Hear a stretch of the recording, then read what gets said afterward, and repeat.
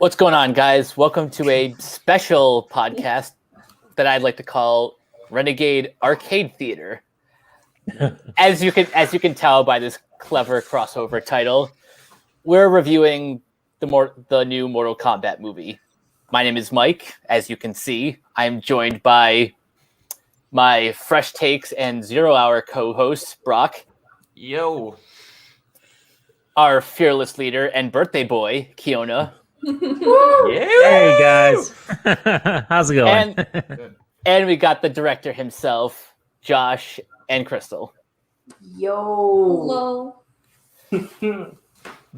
All right, so And their swanky new digs. Yes. yes, If you're watching this like on the live thing, this is our new setup now, and because of that, we should be able to participate in a lot more podcasts. So Awesome. be ready to be more annoyed by me. That's Yes. all I'm gonna say. Do they know? annoyed never. Oh yeah, and one quick thing before we jump into the brutality of it all, I want to make this public for everybody. They can't see it probably, but you can probably see the glow. Oh, I can see that. Yeah, for sure. Yeah, Congratulations. Yeah. congratulations. Congratulations, man! Yes. Wow. Awesome. How long have right. you guys been together? We've been together. We're going to be going on 5 Yeah, years 5 come years. August 31st. Awesome. Wow. Wow. Awesome. Has it been 5 years? My That's God. crazy. I know, it's weird. It's like I'm trying to come up with like a good Mortal Kombat style pun, but It is glorious. There we go. There we go. God, it was terrible. Crystal said yes, and it is glorious. Perfect. you could say I told her to get over here in my life. Nice. All right, before we go too off the rails, so this film is allegedly part of a 4-part series. This is directed by Simon McCoy, written by Greg Russo and Dave Callahan, and produced by Todd Garner and James Wan. Yes, that James Wan. Yeah. I was Um, shocked when I saw that. Yeah. So the actually film forgot. follows Cole Young, Yeah. a washed-up MMA fighter unaware of his heritage and hunted by Emperor Shang Tsung's best warrior, Sub-Zero. He seeks out and trains with Earth's greatest champions. So you got Sonya Blade, Jax, Kano for some reason, and of course Liu Kang and Kun Lao, as they prepare to stand against the enemies of Outworld in a high-stakes battle for the universe. Kiona, since you're the birthday boy, I'm going to throw it to you first. What do you think of this movie?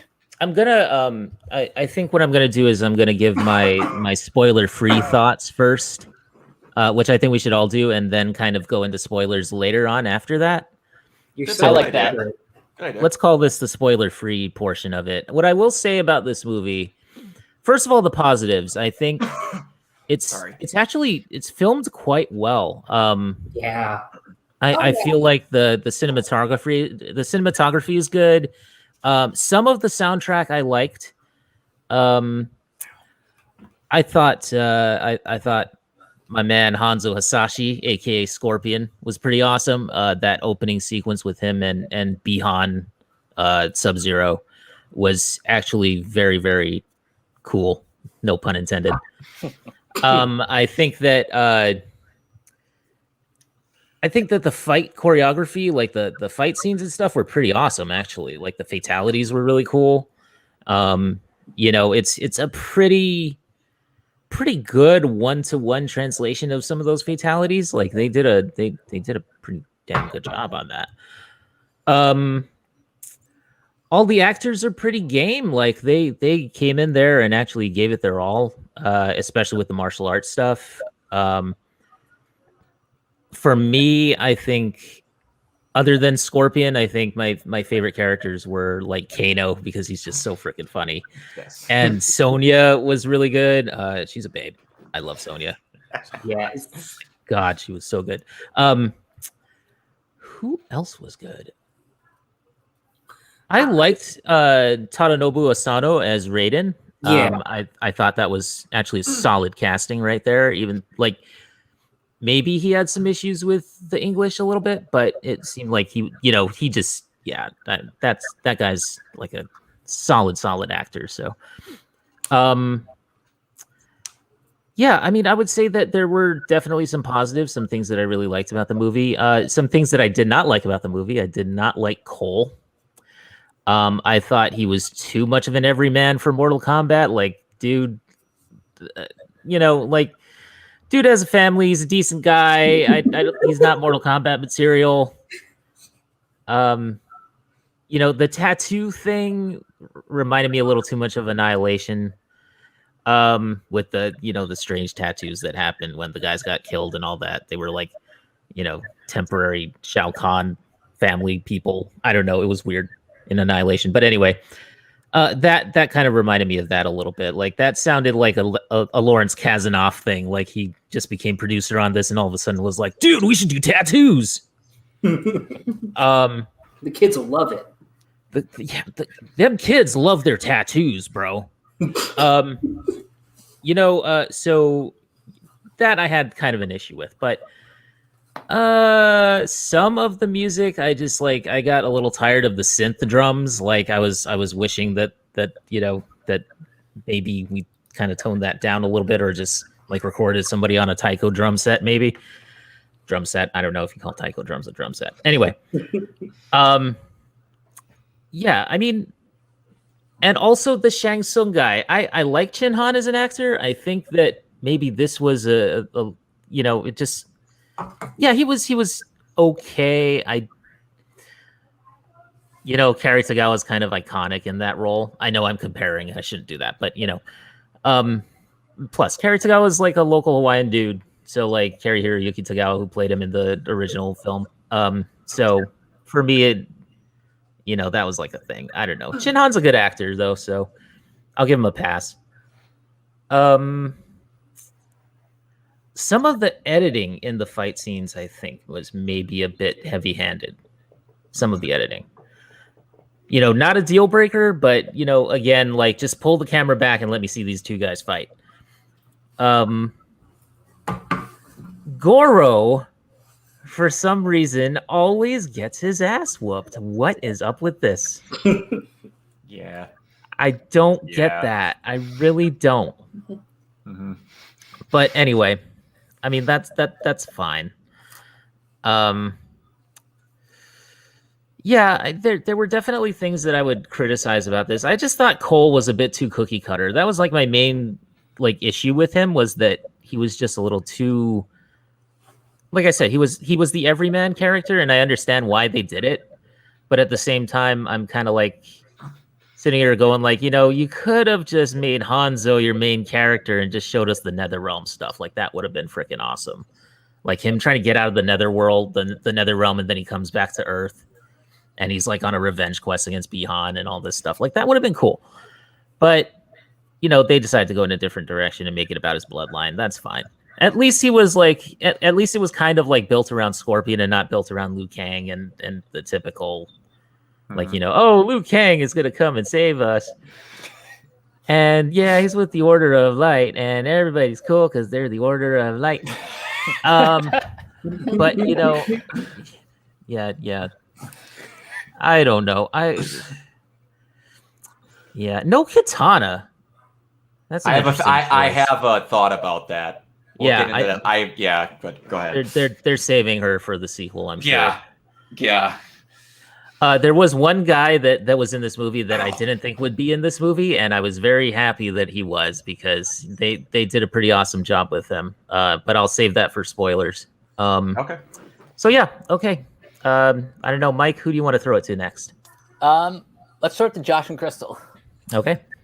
Okay, well, if you're watching on the feed, I think you can tell by the nickname that we gave ourselves, the Cole Young Hate Squad. I think that ought to give you a good indication, but I'm going to admit something. Me and Crystal are coming into this with a bit of a bias, as well as a disclaimer that we aren't able to give complete brutally honest, totally objective thoughts or whatever. Objective thoughts or whatever, because we saw this in probably the best environment that you can see a film like this. We invited a bunch of friends over, a couple of whom knew a lot about Mortal Kombat, and most of everybody did not know anything. We had burgers and we had drinks, and we were incredibly smashed while watching it. So I'm going to tell you, it is absolutely a ton of fun to watch with friends. It's kind of like the Mortal Kombat game, which, as you can see, if you can't see on the thing, I wanted to get into the hype. I actually bought Mortal Kombat 11 Aftermath Collection just in preparation. It's the first time I've actually played Mortal Kombat since, what the hell is it called? Since Mortal Kombat... Not Deception, but the other Deadly Alliance? Deadly Alliance. Or was it Armageddon? Armageddon, yeah. Armageddon, that's what it was, yeah. Okay. Yeah. And since the PS2 and Xbox. Yeah. Good call. I haven't played it since that one. That was actually my first Mortal Kombat game, too. And on my end, I'm coming into this. My only knowledge about Mortal Kombat is that it's a game. That's it. That's my only knowledge. The last time I played it was on like a cheap little tiny arcade kind of looking console that your grandparents buy you, and it played only Mortal Kombat. I gotcha. You didn't get to pick the characters. I think it was just Sub-Zero and Scorpion. Are you talking about like those old like LCD games that Tiger Electronics used to make and stuff? Like those. It's like it was trying to be a plug and play, but there's no plug. Yeah. Okay. It's like one of those cheapy things that you can find at a Target for like $12 in the toy section. Okay. I think I might have seen one of those before. Yeah. Oh, by the way, guys, before we go on, we have a comment. Yes, we do. From Josh Craig, who says, I wonder alongside sequels if they'll give each character their own film. A Bihan Sub-Zero film could be pretty interesting, showcasing the Lin Kuei versus Shirai Ryu. Butchered that spelling. Rivalry would be interesting. Call it something like Sub-Zero Cold as Ice. I love that title. Yeah. There is, if that were to happen, I demand that there would be a Jax solo film. And the opening credits is a complete recreation of the opening cutscene for Mortal Kombat Special Forces. No. You know about this, right, Crystal? No. It's a PlayStation 1 action game. I'm sorry, it's going off the rails a bit, but it's a PlayStation 1 action game where it's basically like Metal Gear Solid meets... It's like a third-person action shooter. It's back when they took risks with the Mortal Kombat license. Dude, if they do a Sub-Zero solo film, it's got to be based on mythologies, man. And every single time he'll just like die. As long as they have him climbing a rope for roughly 5 years, I'll be okay with it. Are we getting an MKCU? He falls and just goes. Oh my God. Josh Craig, he knows what's up. He says 1,000 times yes. But going back to the movie real quick, I'll say this. It's better than I thought it would be. And I had a few high hopes for it, mostly because that trailer did look really awesome. And I knew it won me over in the trailer, aside from the cool fight scenes that you see. Like, I think I even said in the movie, like when we were watching it and we were all so crazy drunk, I said at one point, I think my lizard brain just turned on because I'm loving this fight where, you know, Sub-Zero stabs him and then he grabs the blood and turns it into a knife. In the trailer. Amazing. And then when the trailer is like, Kano wins, you fucking beauty. It's like, okay, I gotta watch this. And for the most part, it's fun. I mean, it's fun. It's just like the opening scene set a tone that does not maintain throughout the rest. Really doesn't. It Yeah. really doesn't. And when we were all watching it, we were watching the first scene. We're like, oh my god, this is gonna be so good if this is how the Exactly. rest of the movie is, and it's not. Which, not to say anything bad about the rest of the movie, I mean, for what it is, it's a fun time.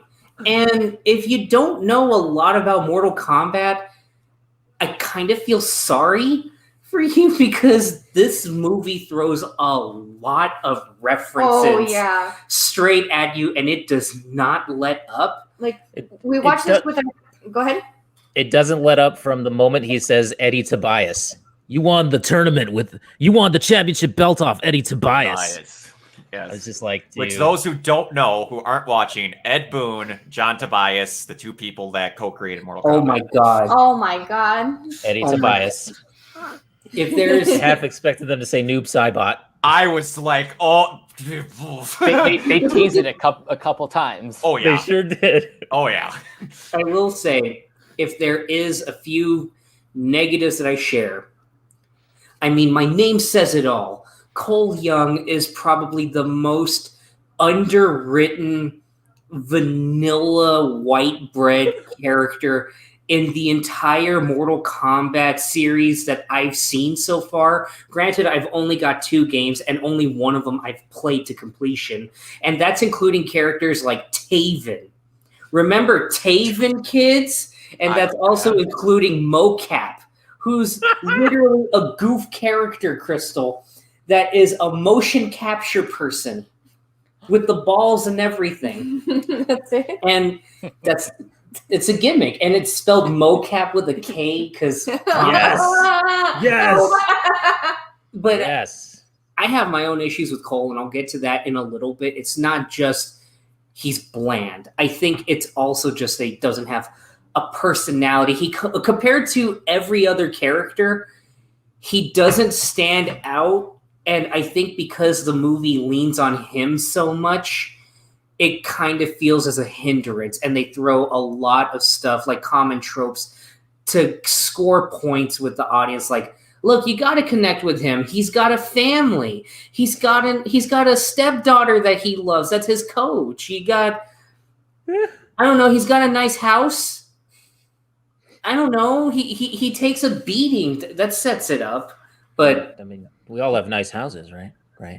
The other thing that I don't care for, I share the same thing with Kiona, which is the music. With everything I've seen of Mortal Kombat, and I've seen both movies and a little bit of the YouTube shorts back when Machinima was a thing. Oh my god, I feel old. I've always felt like Mortal Kombat had such an eclectic way of conveying musical themes with their characters. And I mean, there's a reason why the theme from the movie has endured for over 30 years, or about to be over 30 years, I think. I did like the remix of that. I did think Benjamin Wallfish did a good job with the remix of that. The remix was awesome. I'll give it that. When the ending credits came on, we were like, oh. Yeah, that was cool. Yes. Well done. And the last thing that I'll really touch on is a major negative before I get into spoilers, and even before we get into spoilers later on. And even then, it's a very easy thing. It's very vague. But I'll say this. The middle act, I think, drags the most. It does. Yeah. Like, especially after, like, setting everything up, I think pretty well for what it is. The second they go to the place and they start training, everything from there until the very last fight, I just remember feeling like, okay, I'm still on board. And then there's a point where there's like 7 fights going on. It felt like 7 fights going on within the span of 15 minutes. And I just felt my eyes glaze over. And I was just thinking, okay, the pacing is really suffering here.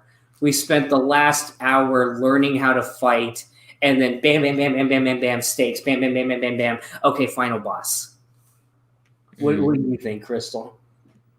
Well, I'll just say that was the point where I checked out to eat s'mores. So S'mores are good. Yeah, they are. Like, if I were to assign it, I think I said in the chat, Mortal Kombat is a perfect 6 out of 10 movie. Mm-hmm. And I think that's fair because it's a really well done movie. Really well done, and it's not bad like some people are saying. It's entertaining, it's fun. Just have fun with movies, damn it. But at the same time, I understand the frustration that it's not amazing, stupid fun. It's not on the same level as Pacific Rim, where it's stupid and they know how absurd it is, but you can just appreciate and have fun with everything because it's wrapped so well, if that makes sense. I don't know. Maybe I don't know. I hear what you're saying. Mm-hmm. Brock, do you want to go next? Yeah, I can. For a little bit of background, I didn't exactly have what do I want to say? My parents got divorced when I was really young. So basically my mom inherited a bunch of debt from my dad. So basically if I had video games, I played those same video games 58,000 times. Mm-hmm. And one of the games that I got regularly because my mom knew I enjoyed them were Mortal Kombat games. So the actual story of something, I'm one of those people that as soon as I get into something, I spend the next year of my life looking at everything for it.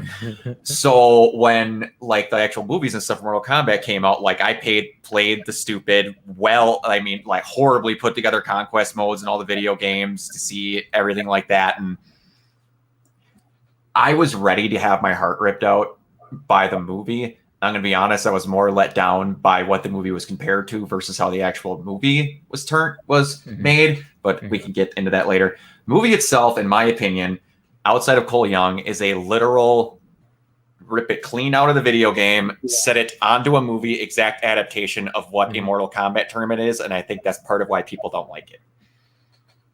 But we'll get into that later because some people don't realize how just dumb those games are. They're like, why is it this straightforward? Because it never has been. But you're right. We'll get there. But in my opinion, this is the first time, and I was very happy for it. And again, we'll talk spoilers later, where they're like, we're going to make a movie about people fighting.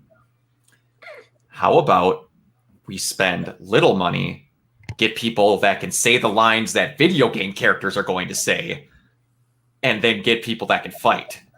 Yes, please. I was very happy with that decision. Yeah. Like, unless you watch a ton of movies and you don't watch just big blockbusters, you barely didn't hear anybody that's been in this movie.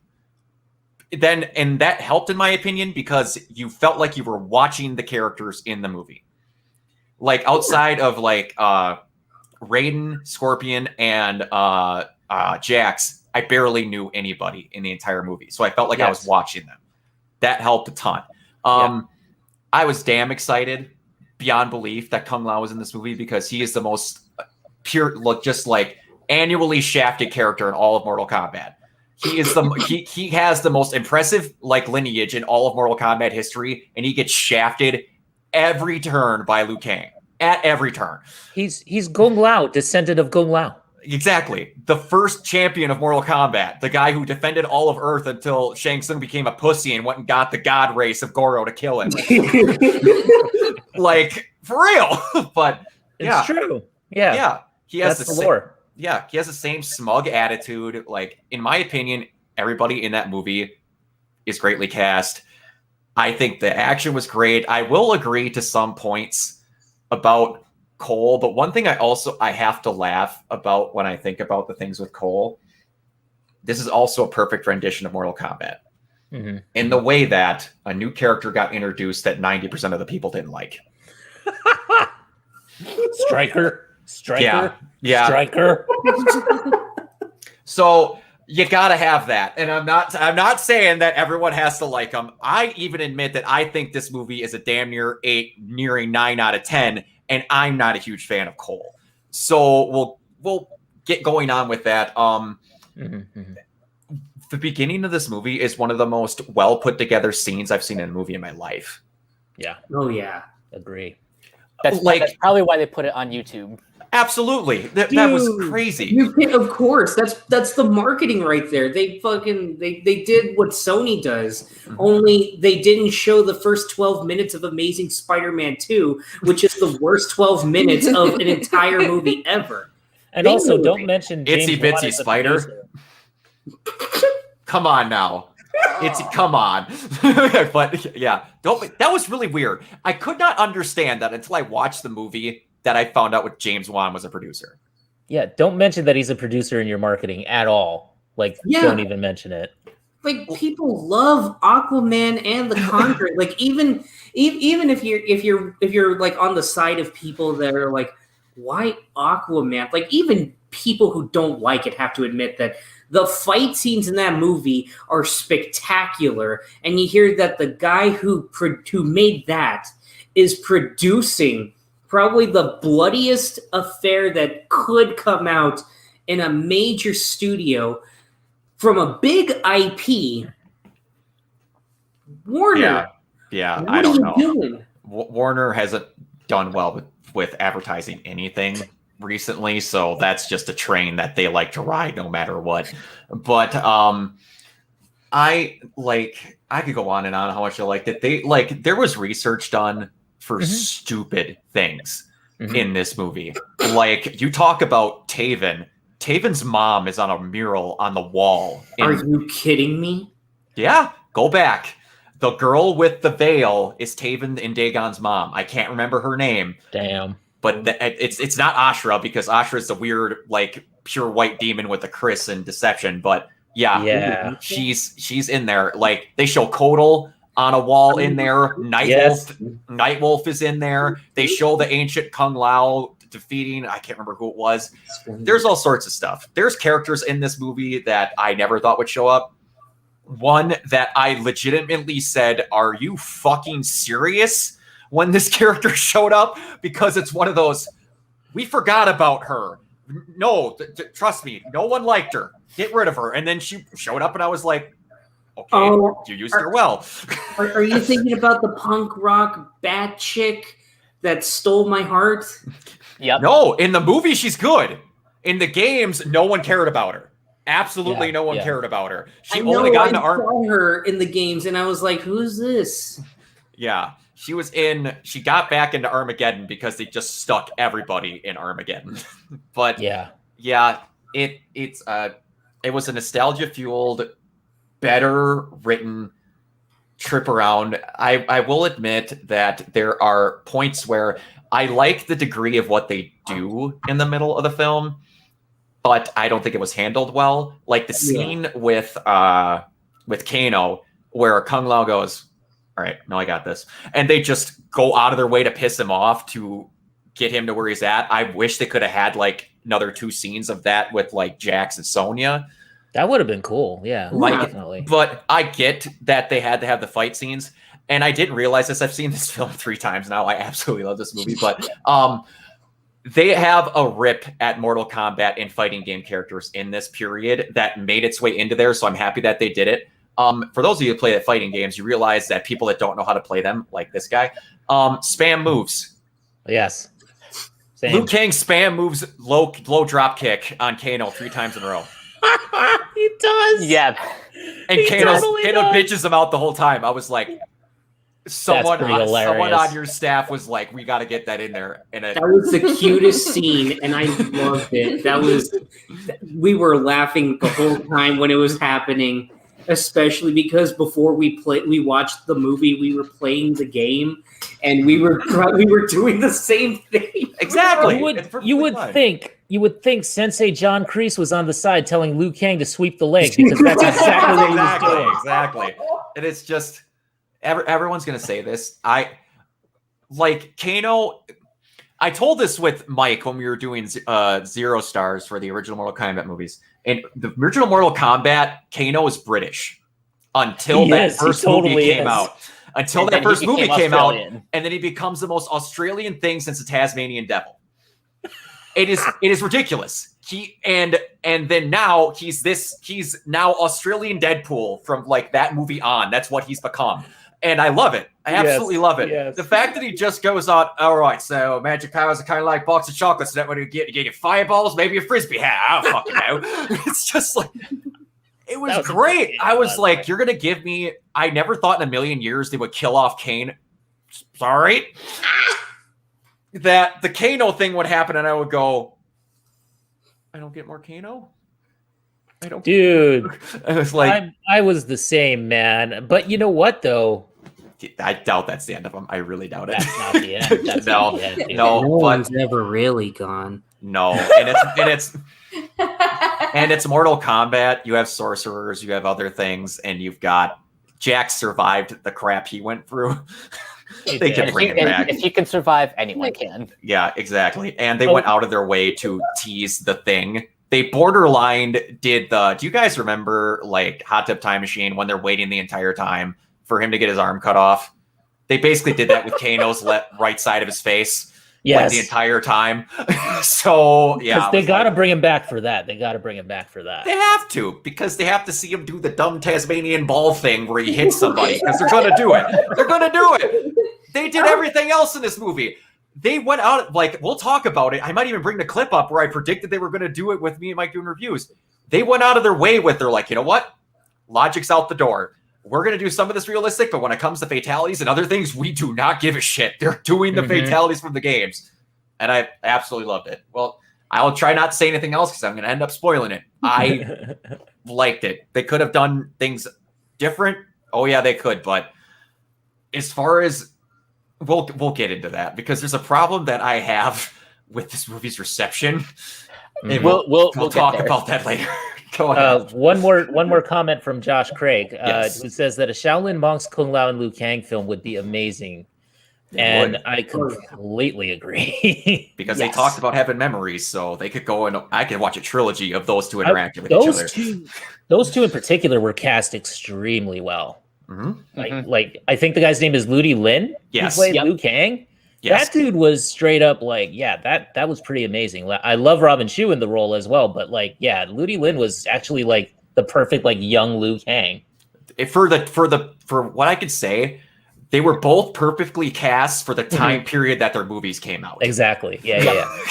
Well said. Well said. Yeah. Because there was no way in 1995 that you were not getting Robin Shou to do that. There was no fucking way. And then he went to Street Fighter. That dude. Oh my gosh! Yeah, that's right. He's in both of those. Yeah. He's in The Legend of Chun-Li. He's not in the good Street Fighter. Oh, movie. okay. The good bad Street Fighter movie as opposed to the good bad one. Movie. The good bad one with Van Damme and with you know. I will kick Bison's ass so hard that the next Bison wannabe. I want Kano to say the famous line from M. Bison. Oh, blood for you. That must have been the most important day of your life. But for me, it was Bloody Sunday. What I want is, again, if we get a certain character in the next movie, there's an interaction in Mortal Kombat 9 where, I'll just say the character's name, Johnny Cage, he meets Kano on a bridge and he goes, and Kano says something in Australia and he goes, shrimp? Barbie? I don't know, jokes? And then they just try and fight because he has no idea what to say to him. Oh, man. I hope we get amazing like that. Amazing. But yeah, I wanted him to come in there and just be like, hello, baby. Did you miss me? I studied all your moves. Yes, studied this. So for my general thoughts, a little bit of context. I'm a filthy casual when it comes to Mortal Kombat. I have played some like the classic games. Because my uncle used to own the old games on like the Sega Genesis. Nice. Yep. But other than that, I'm only vaguely familiar with the franchise. I've only most recently watched like the previous films for Zero Stars, and then last night I watched the direct-to-video movie Scorpion's Revenge, which is great. That was really good. Really well done. Yeah. And I honestly think this movie is, for a live action film, I think it's just as good as Scorpion's Revenge, with kind of the same issues that I have with all of the films, but we'll get to that rant later. For now, I'll say all of the actors are cast like particularly like this is probably one of the most well cast video game movies ever. Mm-hmm. Oh yeah. My favorites are obviously Scorpion and Sub-Zero. I think Sonya Blade is my favorite of the Earthrealm Defenders. Call me Sonya. She was awesome. That's a joke, everybody. That's a joke. This is probably the best version of Kano because he gives zero fucks. Yes, he does. True. It's so true. He's like, I'm drawing a Kano comic book.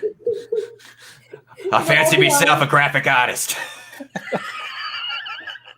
I'll be honest, I actually, Dude was since I know nothing about Mortal Kombat, I didn't know that Kano was like an actual character from Mortal Kombat. You thought he was the audience surrogate? No, I thought he was just like a mimic of what was it, Captain Boomerang?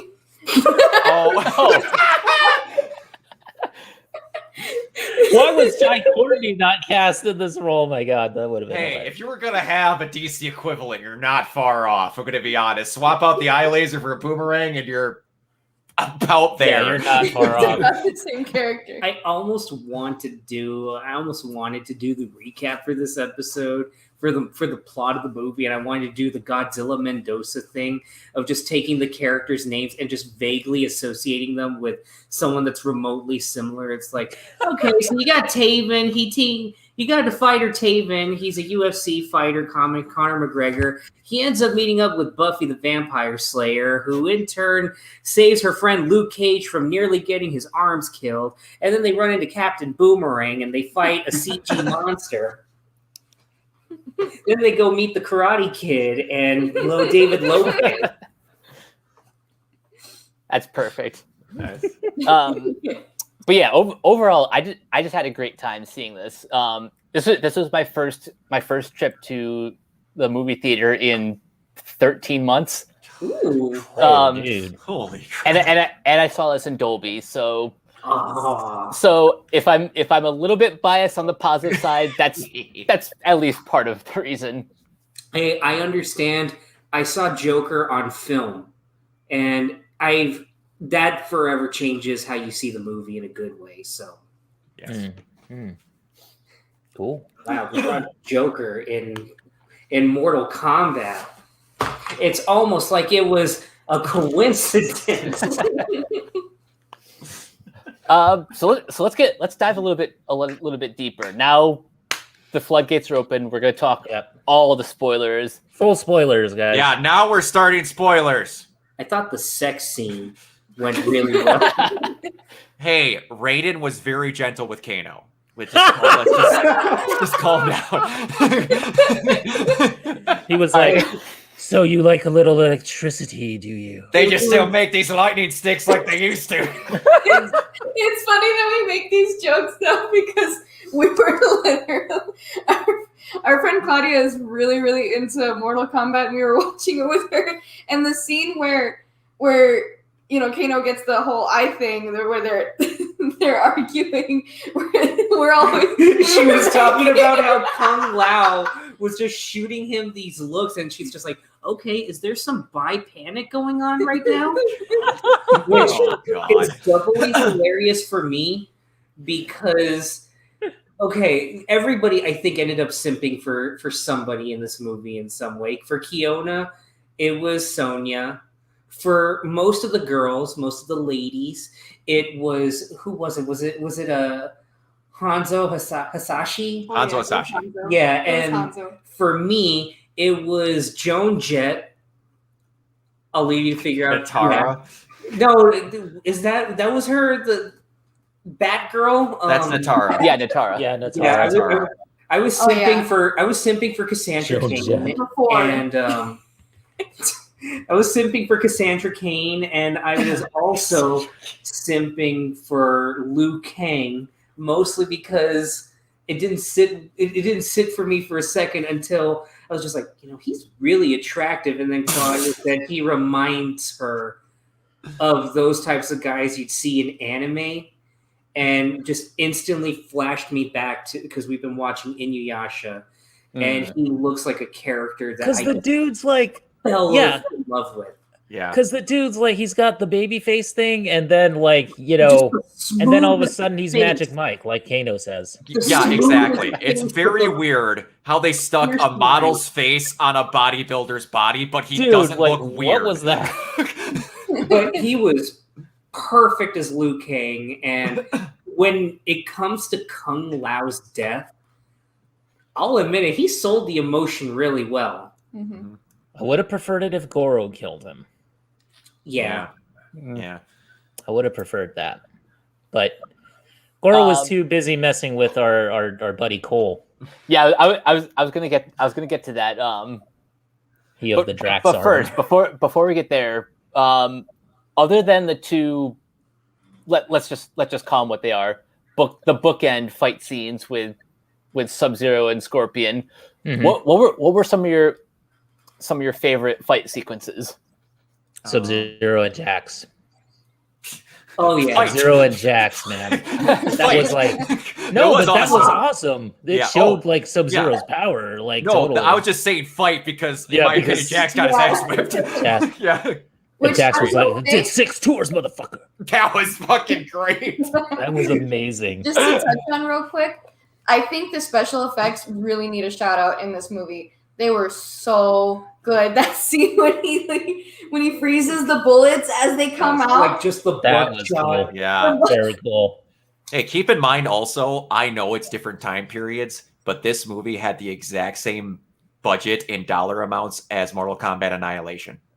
Huh. Both Actually, cost that around $50 million. apparently that And- number is inaccurate. This actually cost Really? 95.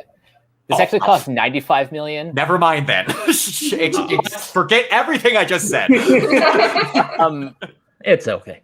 But I stand by my current stance in Hollywood now is you should never have to spend more than 100 million on a big blockbuster because you don't know whether your first movie is going to be a hit. Like no matter how big the IP is, and second, a lot of these like kung fu and martial arts movies that you see like direct to video are made for like $1 million, and they still look gorgeous. Oh yeah. They know how to spend their money correctly. Yeah, it's not about how much you spend. It's where you put that money. Yeah, keep in mind that the Lone Ranger costed more to make than Pacific Rim. What? And yet that movie is Not in the same league, one might say. Aside from the cannibal eating the elephant in the room, Lone Ranger I think is actually pretty good. Oh, I didn't say it was bad. I'm just saying it should not have costed that much. Yeah. If we're talking fight scenes, though, I, for one, am very partial to Crash Bandicoot versus Kurt Connors in Sonya Blade's mobile home. That was probably the epitome. That was the epitome of dumb Mortal Kombat fun that I look for in something like this. Just seeing him, like, of all people, Kano having the foresight to go ahead and know how to outsmart this creepy, dumb creature. I just killed Crystal. Was that supposed to be Reptile? That Yes. was Reptile. Yes. When I first saw his like invisible outline, I thought to myself, Reptile? Yeah, because he was never in any of the trailers as far as I remember. He's in it the first trailer for like 2 seconds. I had to go back and look because I was so shocked when I saw him in the movie. Like you get to see his foot when it turns invisible, drop on a raptor for 2 seconds.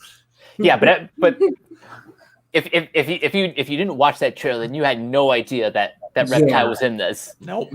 I thought they were trying to say that it was a reptile. Like I thought, like like the same species but a different, or like I don't know. I wasn't positive, but like it's that fight that I think really sells the movie even more than the opening scene, because the opening scene I think lulls you into a sense of this is going to be a very intimate, personal movie. Yes. But then the rest of the movie could have been.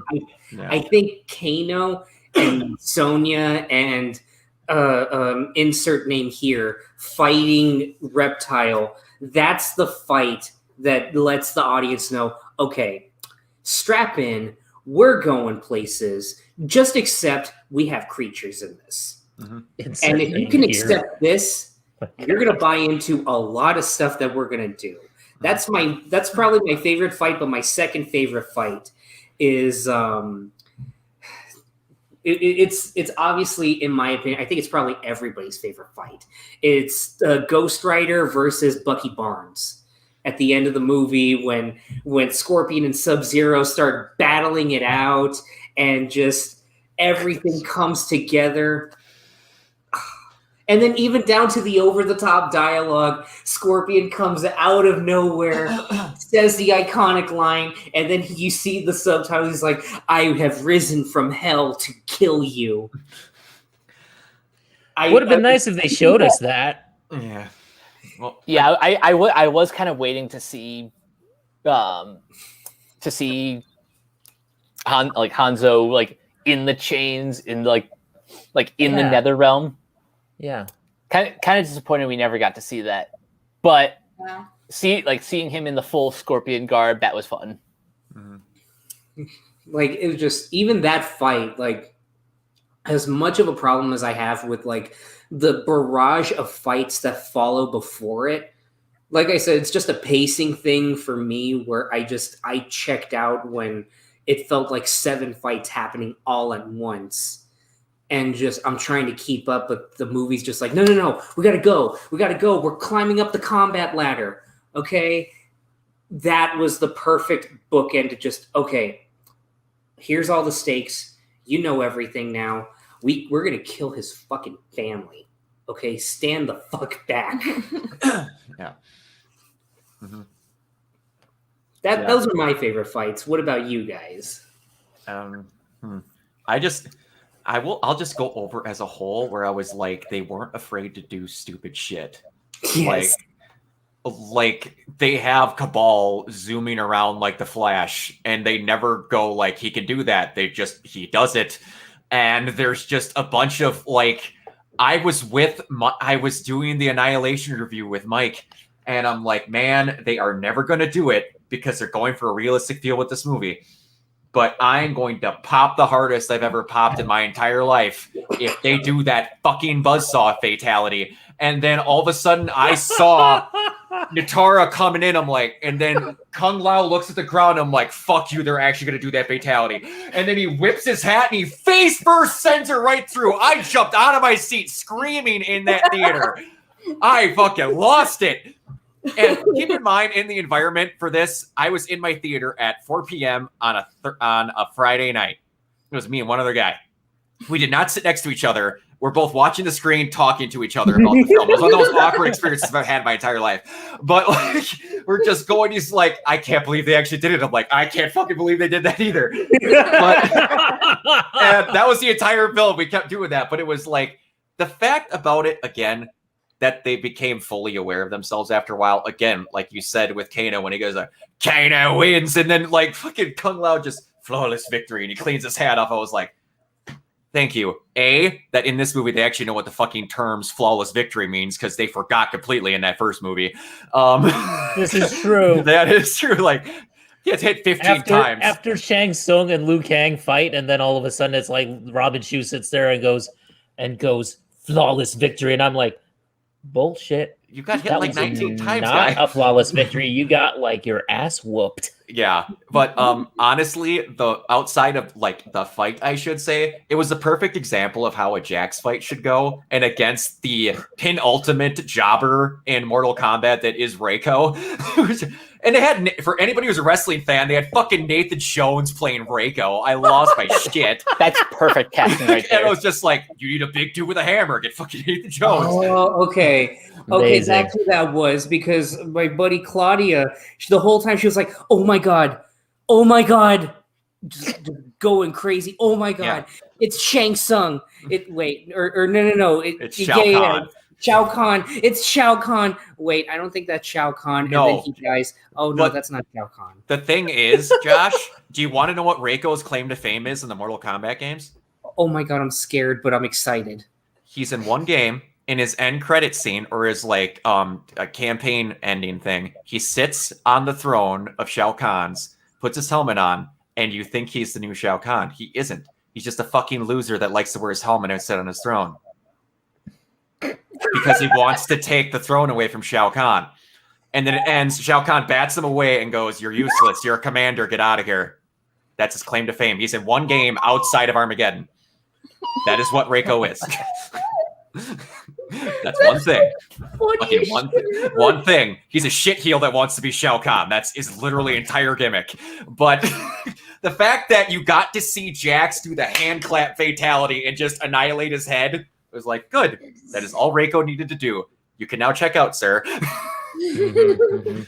But before we get away, again, Natara was a character that they straight up replaced in Mortal Kombat X with Devora, basically, and then people just forgot about her. I thought she looked really cool and they could have did a lot, but back in the PS2 era, Ed Boon and people were just throwing characters left and right and not giving them backstories and hoping they They stuck. were indeed. Yes. So if we don't get meat in Mortal Kombat 2, I'm gonna cry. I don't. Look, if they were able to make shit heel with a hammer work, then I think they can make meat work. Okay, you know what? I'll put this out there. Larry Kazanov. Look, I'm willing to overlook Food Fight. We already dunked on it for a decade. Listen up. Your boy's a free agent. I'll be meat for you. Okay? Take that out of context. Holy shit. Somebody clip that. Oh man. Like, what's meat? Meat is a character that is literally raw body. And you want to know how they got him? How? He was the display model for how they take damage in video game testing. They just went, hey, let's make that a character. Nice. Mortal Kombat is the epiphany of someone said something fucking stupid, so we're going to make it a character. Exactly. Yes. It reminds me Yes. of the BDG video. The Brian David Brian Gilbert David video? Gilbert. He Oh, raped- dude. Have you guys even seen this? I found the biography for Meat. I Oh, found boy. it on Mortal There's a Kombat Online. This is what it says. Oh, of course there There's a is. biography of him in like samurai armor, and he's like standing there, and it says, "I am Meat, former lieutenant of the most powerful army in existence. Although my allies and I chose to be mummified upon the unexpected death of the great and powerful Onaga, I was allowed to awaken early by my master's will from beyond the grave to uphold an ancient prophecy that he himself proclaimed. Although it took several millennia," this is really detailed for a guy named Meat. Yeah. Although it took several millennia, once I had everything he needed to fulfill his agenda, I tipped the scales of fate numerous times to have him resurrected. As a reward for my centuries of loyal service, I have been granted more power than ever before and have been named his second in command. Now, alongside my fellow soldiers, we will be involved in the greatest distraction ever to be enacted in the history of Outworld. The foolish beings of the realms are oblivious to what is happening, and only those who were in Onaga's army thousands of years ago know what is coming. When the Dragon King succeeds with his plans, he will permanently alter the faces of the realms, and we will be the only members to live and rejoice his new order. Wow. Wow. Yeah. We'll talk about the Dragon King later because I will bring that was up amazing. I will bring up the ultimate Mary Sue of Mortal Kombat because I don't know if you guys know about him, but I told Mike about him and he lost his shit. Worse than Taven? Oh, he makes Taven look like a legendary warrior with the best background ever. Oh my god! Well, real quick, Chris, go on. Before we get there, one of my favorite moments. Go ahead, man. So Brock, do you remember in Mortal Kombat Annihilation when when fucking Liu Kang? Unfortunately, I know where you're going. Like what his like animality is to become a shit goblin. PS2 graphics with the pixelation included.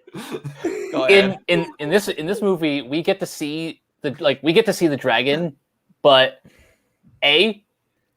it's not 1997 anymore, and the CGI is much better. It's not stupid. And B, it's a fire dragon. It looks amazing. Yes. That was It's cool. an actual representation of his chi. Yes, it was fucking. It's a chi awesome. dragon. Yeah, I think that outside of like the fight, that was one of my favorite moments. So he's the Dragon Warrior? Oh Not my far god! off. He is indeed. Literally in the middle of it, Indeed. like when friggin' Shang Tsung rolls up for round 2, is just like, I got your Australian boy over here. I literally said out loud, Shifu taught you well, but he didn't teach you everything. Oh god. Boomerang.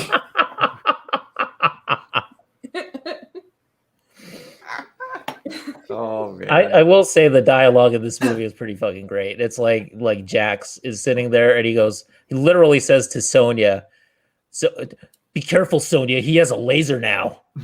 Yeah.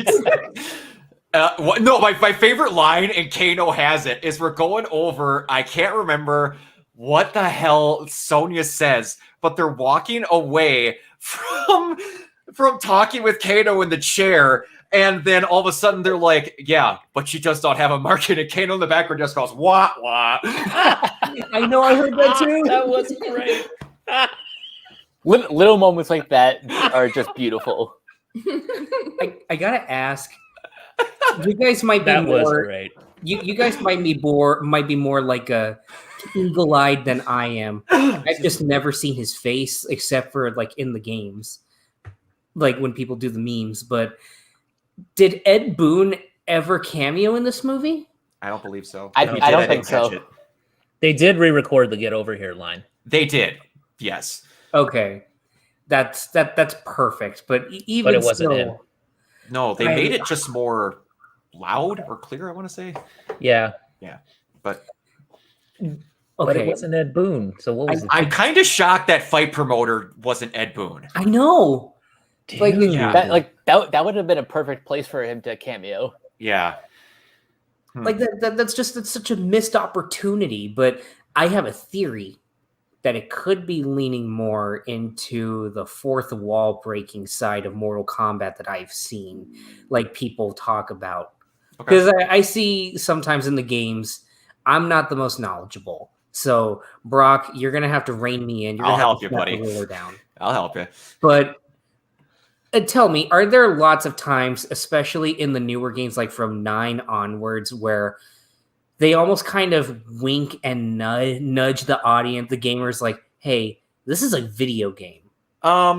Yes, they do, because now all the Mortal Kombat games, like if you played the interactions, all those, like starting in X, I believe, they started the scenes where all the interactions, which I think is my favorite part of the Mortal Kombat games now, where they're like talking to each other.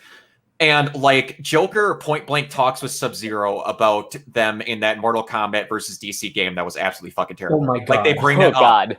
and and like Spawn talks to Joker about people being in hell, and like they bring up all sorts of stuff. Like Sub-Zero gets claimed to be Elsa by Johnny Cage, I believe, at some point. There's all sorts of shit. So- Yeah. So this is my theory, and I might be spinning a web that Warner Brothers might want to shoot me down for, but look, Warner Brothers has been kind of on a streak with their sequel IPs lately. where they wanted to make a sequel that more or less shows off that Warner Brothers owns a lot of IPs. I'm talking Space Jam. And of course, I'm talking about our buddy Ernest Cline. Okay, days since Josh has referenced Ernest Cline, we'll put it back at 0. But so I'm thinking this is a 4-movie deal. I'm thinking there's going to be a point where maybe reality breaks so hard that they start bringing in that side of Mortal Kombat, where they start letting in characters from other media that Warner Brothers happens to own. I don't see them going that far, but I do see them making incredibly large amounts of references. I'm just saying I will not be surprised if at some point we actually will see John Rambo or we'll see RoboCop show up, if only just to show off the insanity of the reality break that's going on. Is this the third sequel? The third sequel called Mortal Kombat Fourth Wall. Well, yeah. The problem is, if they ever were going to do this shit, it would be a lot harder to do it in a movie because a lot of those people that they have in those games, they don't have the deals with in movies. They'll make it. They'll make do. Okay, look. Are you going to have John Rambo? Nightmare cast over. You're going to have John Rambo lose to someone? I'll put it like this. Yeah. If they can have the White Walkers and the Droogs from A Clockwork Orange in Space Jam, I don't see any reason why they can't have Alex from A Clockwork Orange having a sword fight with Jon Snow. Okay? That is my level of thinking. And it gets to a point where everybody just cannot handle the reality breaking. And then the screen just goes black. Camera pulls back. And then we're in the offices of NetherRealm Studios. And we see a young Ed Boon and a young John Tobias resetting everything so they can recode like where they left off for their game. What's it called? Camera pulls up. You just hear Mortal Kombat. Roll credits. That's the 4th movie. And then all of a sudden it pans back down and you see Ed Boon and John Tobias actually ripping each other's spines out. Yeah. Because that's pretty much how that would go. Yeah, that's how that would go. And the sad part is if they wanted to reboot it, they would just do the stupid thing they did in Aftermath and just go, here's the old characters and 5 versions of them. Boom! Is that really what they do in this? Yes. The whole point of Mortal Kombat 11 is, hey, we got Jen Hale, the voice of time. We got voice of Time God. Bring in the old 90s versions. We even had the actors come in and voice them. Come on down. There's time travel. Awesome, yes. There's a ton of it. Just throw ourselves into this and just play the campaign. Because the story mode is actually based around that. Because in the story, you know, Liu Kang and Kitana are like zombie evil versions of themselves, and like even Raiden's kind of evil. Yeah, they got killed and made into ethereal versions of themselves by Quan Chi, and then Quan Chi dies, so they stay that way. And then the old versions of themselves come back and fight them and kill them, and then now they're the pure ones. And then the guy who plays Shang Tsung in the fucking Mortal Kombat movie comes out of a time portal. Comes out of a time portal and is like, I've been stuck there for forever, and now I'm going to cheese on screen for 2 hours. This is why I think like film is the wrong medium to adapt video games, because I just don't think there's enough real estate to fit all of that stuff. Yeah.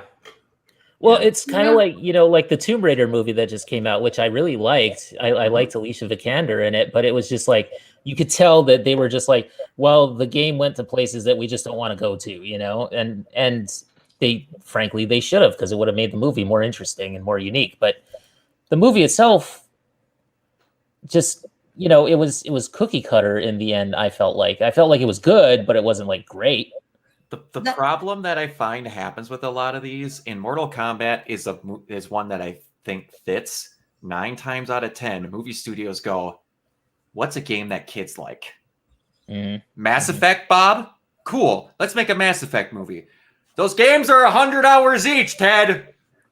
Just cut out like 90% of it. And there's That two won't versions work, of Ted. character, Ted.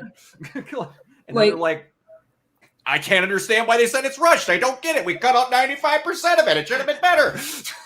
Like for my money, there's two absolutely, in my opinion, perfect video game adaptations. And I know this is going to probably be a hot take, but if you're an eagle-eyed listener, that makes no sense.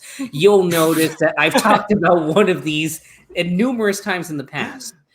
I think Ready Player One? No. I'm talking Detective Pikachu and Castlevania on Netflix. Now, I'll admit, I've only seen the first 2 seasons of Castlevania. We've seen It still stays good. there's a third one, and there's going to be a 4th one. It's the last season coming soon. I need to watch all of that soon. Because now they're doing Dragon's Dogma. Same. It's amazing, but I think what it is, I think it's also not telling a full like it depends kind of on the series, because if they were to just make a full-on Pokemon movie, like live action, have Ash Ketchup and whatever the hell, you know, you have them going around collecting little monsters, and then you have the Wonder Twins coming in and them trying to like fuck them up. I think that would get old really fast. But instead, what they did was, okay, kids like Pokemon, but how do we sell this to also general audiences? How, like, aside from the people that grew up with Pokemon? Well, you know, let's appeal to their mothers. Let's appeal to their mothers and make them really cute. And let's appeal to the generation that grew up with Who Framed Roger Rabbit. There's a game called Detective Pikachu, right? Let's just do Roger Rabbit, but with Pikachu. And kids will love it. And I'll admit that's where my bias comes in, because I love noir, even when it's kid noir. But Detective Pikachu is so delightful, I think, in that it captures the charm of the Pokemon universe without going into the absolute deep end of what Pokemon means, which is I want to be the very best that there ever was. I don't think you really picked up on what I was saying about moms. What? It's Ryan Reynolds. Oh my god! And I did. I watched it because I want Ryan Reynolds. I watched it because I wanted Deadpool in my movie. Real quick, Detective Pikachu was one of the only times where I was disappointed that Ryan Reynolds was Ryan Reynolds, like on screen. Like I loved him as Pikachu so much that when he wasn't Pikachu, I was just like, what are you doing here? Why are you here? Get the fuck out of here. Go make Deadpool 12. But then we get to Castlevania. And I'll admit, in my mind, I've always thought animation's a perfect place for Castlevania. It could work as a movie, maybe if you get someone like Guillermo del Toro, but they weren't gonna fucking do that. No. So instead, they just made a long-form adaptation of the third game in the NES series, because they saw that there was so much potential for lore in that, and they used those early Nintendo games from the 80s to go ahead and tell this larger story about faith and just Catholic guilt and just the questions of mortality and this and that, and also make it absolutely as violent as you can. And you just think in your mind, these used to be 8-bit sprites that I couldn't even tell. Yep. And it makes those moments where they do adapt little bits from the 8-bit games so much more satisfying. Like, I think there's literally a point where they lift one of the most famous songs from Castlevania 3 or from the original series with a full-on orchestra. And I'm telling you, I cheered so loud when I heard that. But I could never see that as a film, nor could I see it as live action. That's why I think the Last of Us series is going to be perfect as an adaptation. Yep. You're never going to beat the games.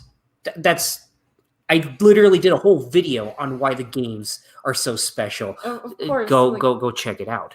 But you're not going to get past, that part in the first Last of Us where you start playing as Ellie. like if they were to do that, like that would probably have to be the start of the second game or the second movie. Yeah. You mean? No, I mean like if they were to tell the whole story of the first movie of the first game If as they a were movie. doing Yeah, try to make it as a movie. Yeah. You Yeah. missed out on spending so much time, like literally endearing yourself with Ellie. Now, where Mortal Kombat comes into play, I think a film is almost perfect to tell the story because it's like Brock said before, and I'm coming to realize it in the hour and 10 minutes that we've been on this podcast. But I love Mortal Kombat precisely because it's so fucking Stupid. Yeah. Oh, my boy. God, Josh just Josh froze just on that froze. part. There we go. It feels like the ultimate culmination of what happens when you get a high school kid to just do a full-on heavy metal album. Like just throwing everything out there, and whether it sticks or not, if it doesn't stick, you can just kill it. Exactly.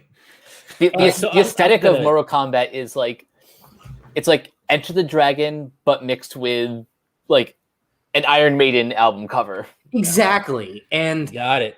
if there You was got it. one thing that I think Mortal Kombat could be perfect for, because I saw your poll on Twitter, Mike, where you asked whether or not Mortal Kombat, what medium is perfect for it. And I think it was movies, animation, comics, And TV.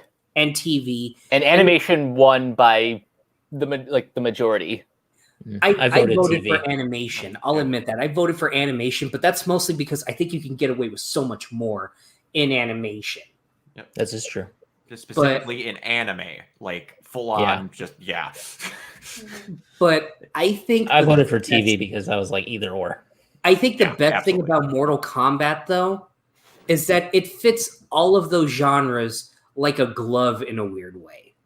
In film, if you get the pacing down perfectly, it's one of the most fun, entertaining rides you'll ever have. You'll never be bored. You'll have great characters. The ones that you love and they happen to be gone too soon. If there's a second movie, you know they're going to come up with an excuse to bring them back. Yeah.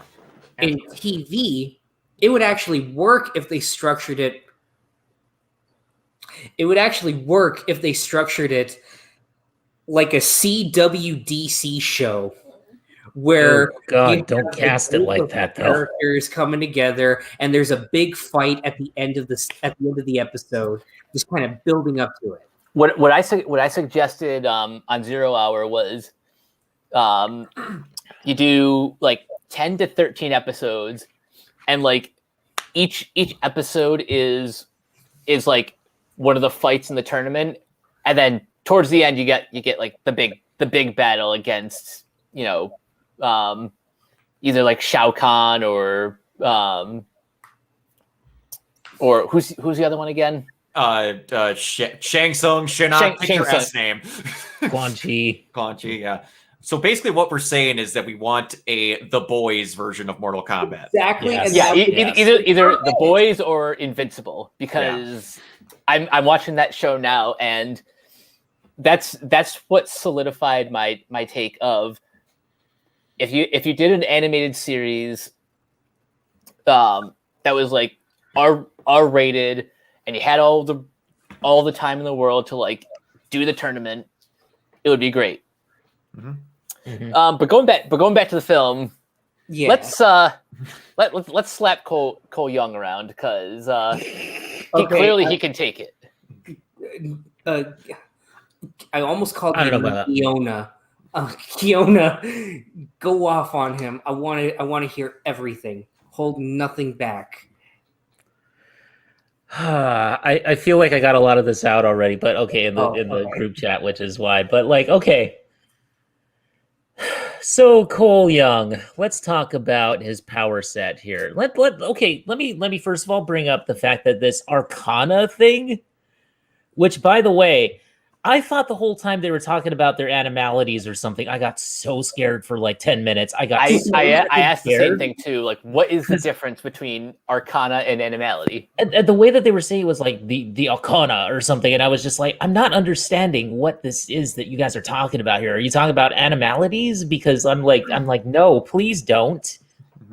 Larry Kazanoff, what are you doing producing this? Anyway, then it turned out not to be so. So apologies to you, Larry, for once. But you know, I mean, like the Arcana thing they just brought in for this movie, and when we finally get to Cole's, I'm just like, okay, this is what I thought was going to happen. Okay, I thought that Hanzo Hasashi was going to take over his body and he was going to become Scorpion. That's what I legit thought was going to happen. Like, I thought it was going to be this whole like ghost possession thing, and he was going to turn into Scorpion, and then we'd have our Scorpion.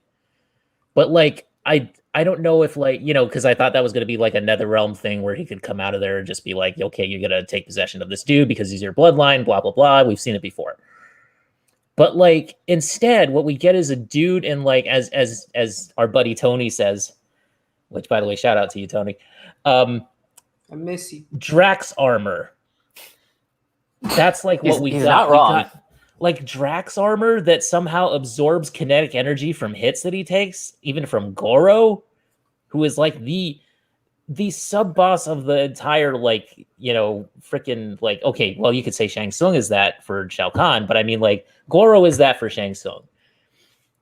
So like, Cole is this dude who they invented for this movie. He comes in there, he fights with Goro.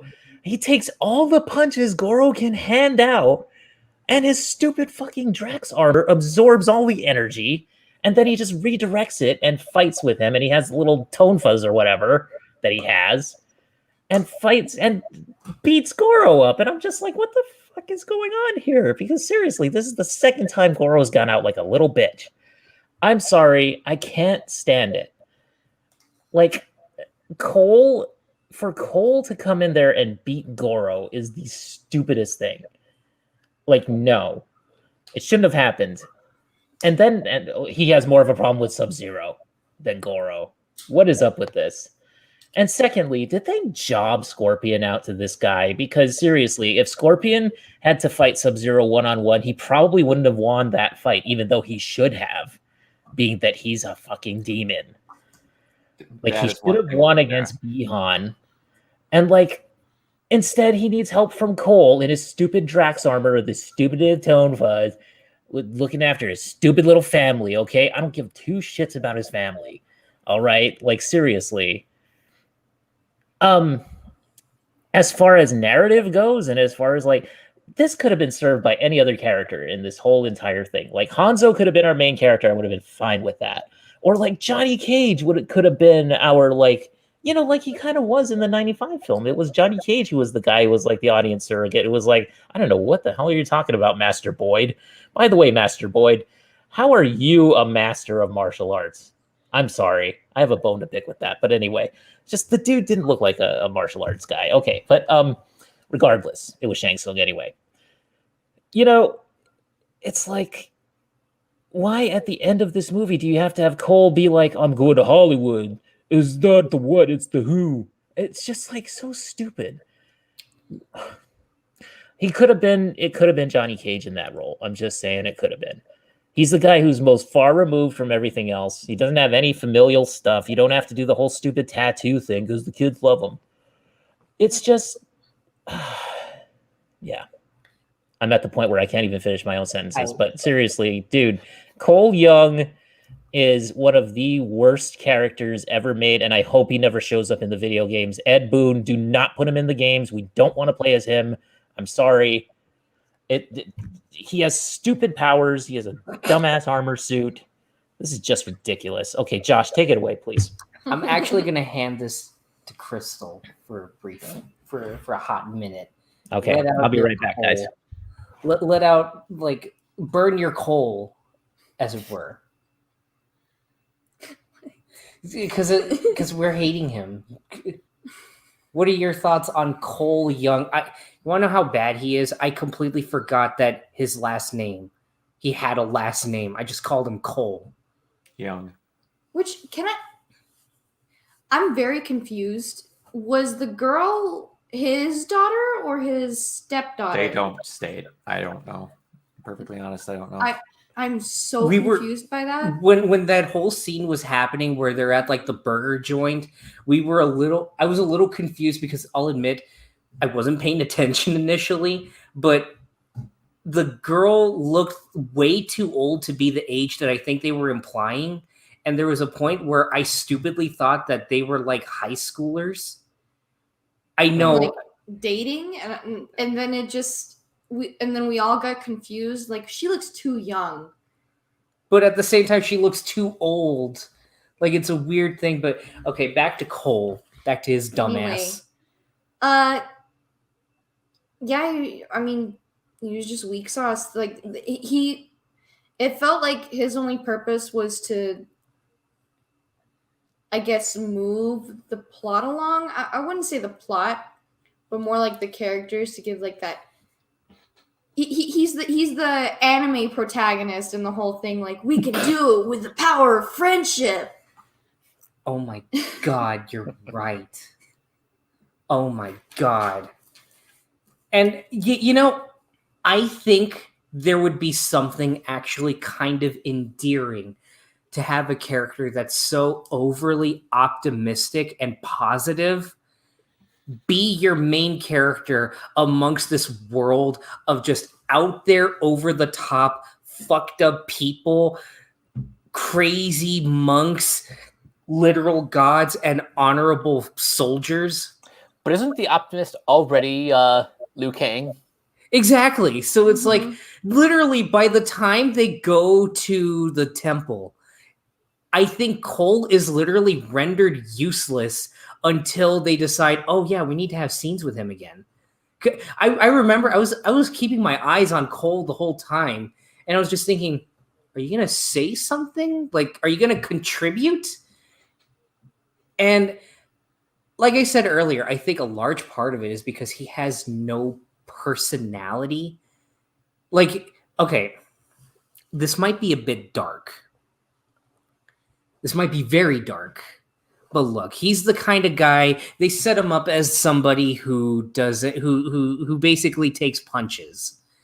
And they kind of establish that he's way too talented as a fighter to be taking losses like that. So I like to think you just change around Cole and make him the biggest sad sack. Make him want to die. Like, he goes to the fights just kind of hoping, you know what? Maybe this will be the one that'll kill me. Maybe just go ahead, just kind of just keep on the armbar and don't let go. And it isn't until all this crazy shit starts happening with Sub-Zero and everybody that he's just like, you know what? I want to live. Now, I want to have cool powers. I want to live. Now, granted, I more or less described Riggs from Lethal Weapon, but, you know, at least it would be something to work with. Or this might also be a minor thing. I think it's also just, I remember seeing a lot of people saying that this script feels like it was the best, like it was written in the early 2010s during that time when everybody was kind of cautious about rebooting a new franchise for fans, but the general audience isn't going to pick up on it, so they have to change a few things.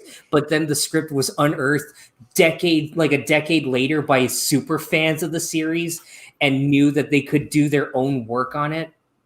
And Cole feels like the kind of person that was just meant to shepherd everybody along. Can I ask you guys this though? Do you feel like Cole was a bit fan fiction-y? Like isn't this what we do in fan fiction where we just set it up and like you have all the established characters and then you're like, no, I want to introduce a little character that's like me or that's like the audience surrogate so everybody knows. They did that. They did that in Deception, and that's the character I haven't talked about yet. No, I agree. Yeah, I agree with you there. But I mean, it's like he's a self-insert. That's where my biggest change would come in. I would talk to Dave Callum and be like, dude, you're going to do Spider-Verse 2. Okay, listen up. Oh, I need to help you. jeez. This is all solved by one thing. Make him Taven. That way you could just have everybody be like, holy shit. They put Taven in this movie, and he's the main character. I hate this, but I love it. That would be a pretty ballsy move. I wouldn't have minded. And I think it would also excuse so much of the negativity around Cole. Because with a new Mortal Kombat character, granted, they always get shit on. And I don't help with that. I understand that I'm part of the problem. The first step in admitting that you have a problem, and that is that you are the problem. That's my progress here. But everybody knows that Taven is a blank slate. Mm-hmm. So I think having him be that, like, even if reviewers looked up and they're like, who the fuck is this character? Oh, okay, he was already like this. Mm-hmm. Mm-hmm. Well, credits for accuracy. But you have a character like Cole Young. Even the name just kind of sounds boring. The name is like from a random like a name generator on Google or something. I'll throw out a name. I literally used this name in a movie. John Maverick. It's almost as good as John Matrix. John. But Commando reference for the day. All right. But Cole sucks. He's not even the best Cole in video games. But you know what? I would gladly welcome him in the video games if Ed Boon decides to pull a Godzilla 2000 and has him show up in a cutscene. And get killed. He just gets killed by the new main character that they create. Like Cassie Cage goes and kills him, and then it's like, fuck you, like she does to Liu Kang as the zombie Liu Kang. I just played that part of Mortal Kombat 11 where you like beat Liu Kang, you beat the evil Liu Kang, and then she just goes, fuck you, as he's like sitting there knocked out. I'm just like, my God, that's brilliant. It's the most hilarious thing I've ever seen. I feel a little bad for going off as much as I am because I feel like Brock's just like... Poor Brock. I'm sorry. We're sorry, Brock. It's fine. It's fine. We're sorry. It's fine. But no, I mean the best. Okay, the best thing, the best worst thing about this movie when Cole was like about to beat Goro or something. Goro has him, and then his daughter goes, "Dad, use your uppercut." That was dumb. That I will admit. That I will admit was dumb. You shouldn't have to get told to do that. That like almost destroyed the whole wah-wah moment with Kano. Like all these characters giving off-screen advice are just like, you know, like Kano's one was actually funny, and then you have the stupid thing where his daughter says, "Use your uppercut, Dad."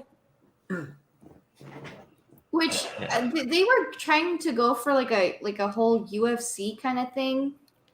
Like I noticed a lot of UFC. Yeah, they were going MMA. Yeah. Yeah. So that's not how the corners talk. Uppercut? Not Can in you imagine just like in like Conor McGregor's corner? You hear use your uppercut. Use your shoulder. Use your shoulder. Ground pound him. Put him in a body bag. Yeah. Yeah. Oh my God, there was a shirt that had that on it, and I so wanted that shirt, and now I can't find it anywhere. I just wanted that shirt so badly. Put him in a body bag. Yeah. I gotta ask, since it's obvious, I think this is going to be a success. I think Mortal Kombat's going to be a major success. I think so. Yeah. As of yesterday, it's already made $9 million at the box office. Oh wow! Keep in mind, it's not in Japan or China, I believe, yet. Oh, okay. It's going to kill over there, I think. How is this going to do in China, you guys? And that's part of the reason when it gets to my turn around Cole of why I'm going to explain why I think the main reason why Cole's in the movie. Okay. I will add. Oh yeah. I see where you're going with that. Yeah. Go ahead. Yep. I will add that I think that all that we need for Cole is just some time to get to know him a little bit more and for his character to be fleshed out.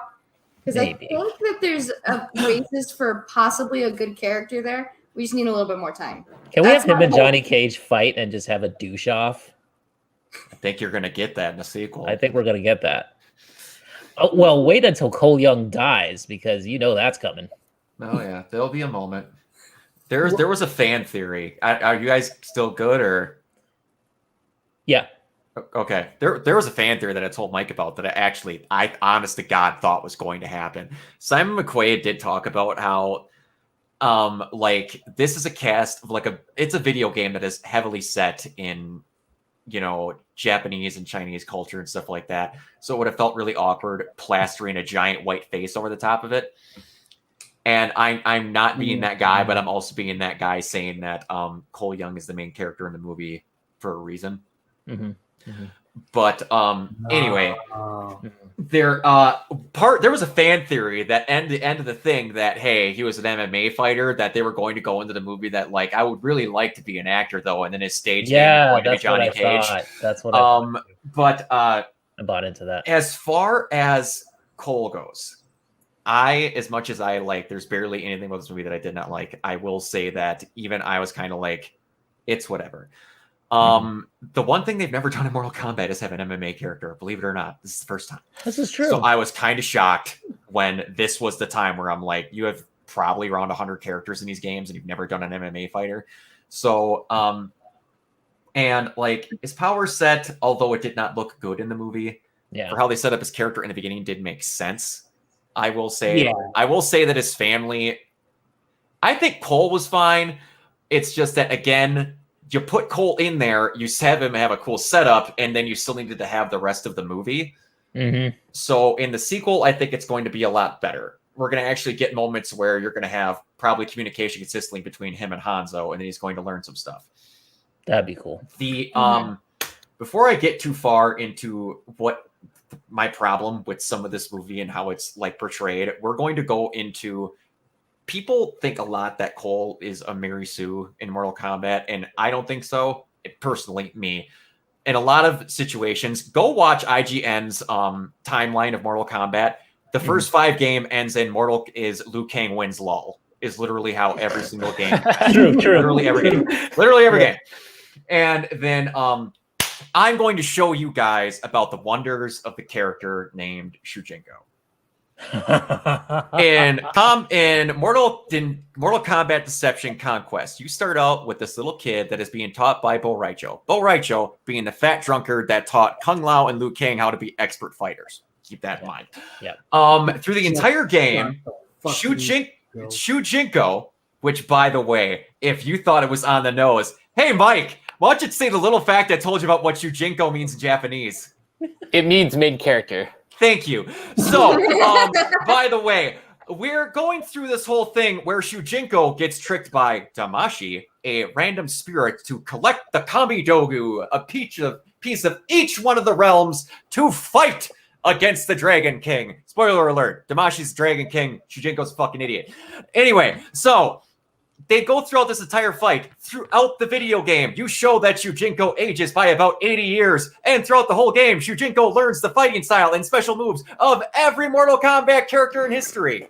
Oh my god. There's your Mary Sue. There's your Mary Sue. You thought Cole was bad? You have no idea. You want to know what his combat ending is? With the power of every Mortal Kombat character combined, I, in a single blow, destroyed Onaga and sent him back to his fighting pits. That's literally how it ends. Oh boy.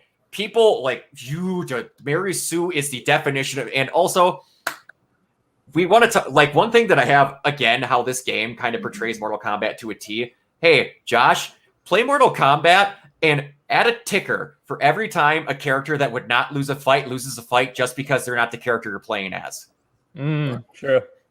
That's the thing that's kind of like, we need to get through this scene, but we can't have him lose that fight. Well, the other one's just going to have to lose it. I don't care if it doesn't make sense. But that's kind of how NetherRealm does their story modes, though. It is. Like that. Yeah. the main problem that I have that like Cole gets kind of shafted in a way that I think people that were kind of pissy with Cole from the start didn't give him a chance toward the end of the movie. Mm-hmm. I've now seen that movie 3 times, and almost everyone who I've talked to said Scorpion gets jobbed out because he couldn't beat Sub-Zero at the end of that movie without Cole. Outside of the first 2 minutes of that fight, Scorpion beats the ever-living fuck out of Sub-Zero for that entire fight, outside of Cole getting in at some total of 4 hits after Sub-Zero already set him up for a spike. Yeah. He gets frozen one time. He gets frozen one time. Outside of that, Hanzo hands Sub-Zero's ass to him on a silver platter and then goes, hey, Cole, why don't you hit him a couple times too, because I'm already done with my piece with him. And do you really think that? I've seen it. I've seen it 3 times now. The fight saw it goes twice, that way every time. I saw it differently, and I saw it twice, but I saw it differently. That's how I felt. But it's everyone's different. I was waiting for the moments where like outside of Scorpion being froze the one time, he really never's at that much of a disadvantage. Cole spends 90% of that fight punching his frozen wife. I'm just being honest here. I heard of bridging the wife, but this is ridiculous. I'm just being honest. Punching the ice off of his frozen to wife. To be clear. To be perfectly clear. But yeah, Crystal brought it up. I think Cole will have a better time when you get the later movies. And again, jobbing out to me is when Funaki gets choke slammed by Kane and Big Show, and then they step on him and he gets pinned. But if you want Sub-Zero getting jobbed, it was the beginning of that movie. In every Mortal Kombat game, Scorpion horrendously murders Sub-Zero. Why? Because he's Ed Boon's favorite character. This is the first time ever that Sub-Zero, like outside of like the Lin Kuei always kills the Shuri Ryu, except sometimes Sub-Zero's not there. Sometimes like Scorpion doesn't die, but then he gets possessed with the Spirit of Vengeance.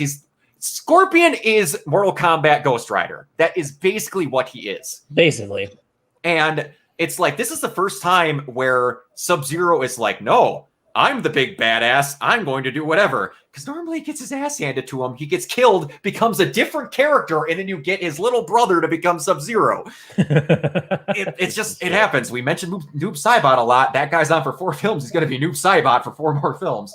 But as far as Cole goes, for the life of me, I understand his power set because to a degree, unless he takes hits, his power set's fucking useless. So realistically, he's one of the weakest Mortal Kombat characters ever made if he doesn't get hit. He has to be bad at fighting to use his powers. So that is true. I still don't understand the fucking tonfas. That I never will. Those don't make any sense. I'm like, the armor makes sense. What was that about? I'm like, why do you construct tonfas? The most, I'm going to distribute power weapon and you get tonfas. I'm like, but yeah. I agree with you. I don't think he's a Mary Sue. Like at first I was saying that in the group chat because I initially that was what I thought, but then I saw it the second time and I thought, okay, he's not really a Mary Sue, but he could become that. What he is useless. He could become one if they don't handle him correctly. And one thing I will say, dependent upon this film, I could see them killing him in the second movie. I would cheer. I could see them killing him in the second movie. I would be shocked just in the way. I'll admit this is where my filmmaking flexing comes in. If I were making the movie, I would set him up as the main character. And then, well, I wouldn't have him be the main character. I would probably have him be a part of the cast, like a minor cast. You think you're going to follow these guys? It's going to be like that stereotypical thing that you'd see when people try and adapt movies, or it's like, oh, like games, like, oh, okay, this is going to be Diet Johnny Cage, Diet Sonya, Diet Jax, and you have this Kombat Annihilation. You have this main character, token white boy, blonde hair, blue eyes, chiseled. He looks good. He's pretty good at fighting. And then Sub-Zero rolls in, and he just fucking destroys him. He just fucking obliterates him. Pull a Scream. You think Drew Barrymore's gonna be the main character, but oh no, Sub-Zero's at the door, baby. You know what I wouldn't mind them doing? An exact redo of Mortal Kombat Annihilation in the aspect that Lyndon Ashby went, fuck you guys, I'm not dying in the first 5 minutes. And they snapped Johnny Cage's neck in the first 5 minutes of the next movie. I shit you not, is what happens. It is. Like, Raiden zaps the entire field of Shao Kahn's fighters and goes, they're dead, let go of Johnny. You won't do it because I have Johnny. Shit, you called me out on my good guy bluff. And then he goes, crack, and just ends Johnny Cage. In the first 5 minutes of that movie, he's done. This is Liu Kang's movie, goddammit. I did love the Shao Kahn guy because he's just like, come bow at my feet. I want to all ask. the camera angles for that fight were just amazing because they're like all like low camera just shooting up, and then you see like Raiden just do his uppercut, and he's just like You're either low camera angles or GoPros directly on people's joints. GoPros, yes. Oh my god, it's freaking amazing. It's terrible. It has the worst green screen I've seen in a movie in my entire Oh life. my it was like lord. the first 5 minutes of that are Wow. just The it's ninjas garish. popping out of the sky and everything, like the outlaw ninjas. I ask one favor, Josh. Dude. Yes, I don't know if you've seen Annihilation. Have you? I have, and you know what? I'm going to say something that's going to get me flamed. There was a point as a kid, I watched that more than the original because I was stupid. Buddy, And I thought that it was better. hey, I'm We've there all with been there. you. When I was a kid, I was there with you because it had more characters in it. That was my dumb kid brain. I was like, they had Cyrax. I'm happy. They had Cyrax. But Cyrax was pretty awesome, though. he was. They did him good. Go Yeah. watch. Do me a favor because you'll appreciate this as a filmmaker. Go watch. And I told them in Mortal Kombat 1, Goro, for is what they could pull off and looking like the sleep paralysis demon that he does, looks good. Yeah. But Shiva, which they make in a second movie with more budget, you could tell, look at her top arms, they're great. Look at her second arm. They're like a floating rib. They literally don't align with her body. Like her body moves and the CGI stays in place. It's terrible. Oh my It's god. horrible. Oh my god. I But need to also, do there's a that. scene in that movie where Liu Kang jumps over a bridge when he's fighting with Sub-Zero to help Sub-Zero, who's leaning over a cavern. Yes. And then after that, Sub-Zero takes Katana and goes, suckers, and then goes away. Scorpion. Yes. Or Scorpion, I'm sorry. If you No. look, when Liu Kang flips across the bridge, That Scorpion's flip, oh, standing weird. behind her already, waiting for her to do Oh, his part of the yeah. scene. Yes. Yes. I thought you were going That was a bring good teleport. That was just an awesome teleport, man. I thought Yeah. you were going to bring up the best like character reintroduction. Just tell, you know what? Sindel? J.R.R. Tolkien, get the fuck out of here, you useless hack. Okay, you may have perfected fantasy literature, but you know what? Gandalf the White ain't got shit on Raiden. Even the coming short back hair. as the idol, and The short hair looking like Sting. he doesn't just flip into frame, but he literally pops in, Appears. Pops in. like Yes. spinning like Sonic the Hedgehog, and then Yes. he gets in front of the camera, and then you can see the literal jump cut edit where they got the actor actually on location instead of the green screen, and then the camera pulls back finally. You take in James Remar doing his best Billy Idol, and he just smiles, looks at the camera, and you can see the literal moment that his soul dies. And he just goes, never give up hope. No, I think the moment that the soul died when everyone had to sit back and go, Mother, you're alive. Too bad you will die. I literally, to hype myself up for the movie, I know it was a weird thing to do. I wanted to originally have my friend Audie come over, and we were going to watch all three, like the other two Mortal Kombat movies, in hype for this one, so that way we could give her a crash course on how insane it is. But she was never able to make it, and me and Crystal were procrastinating, cleaning up the apartment to have company.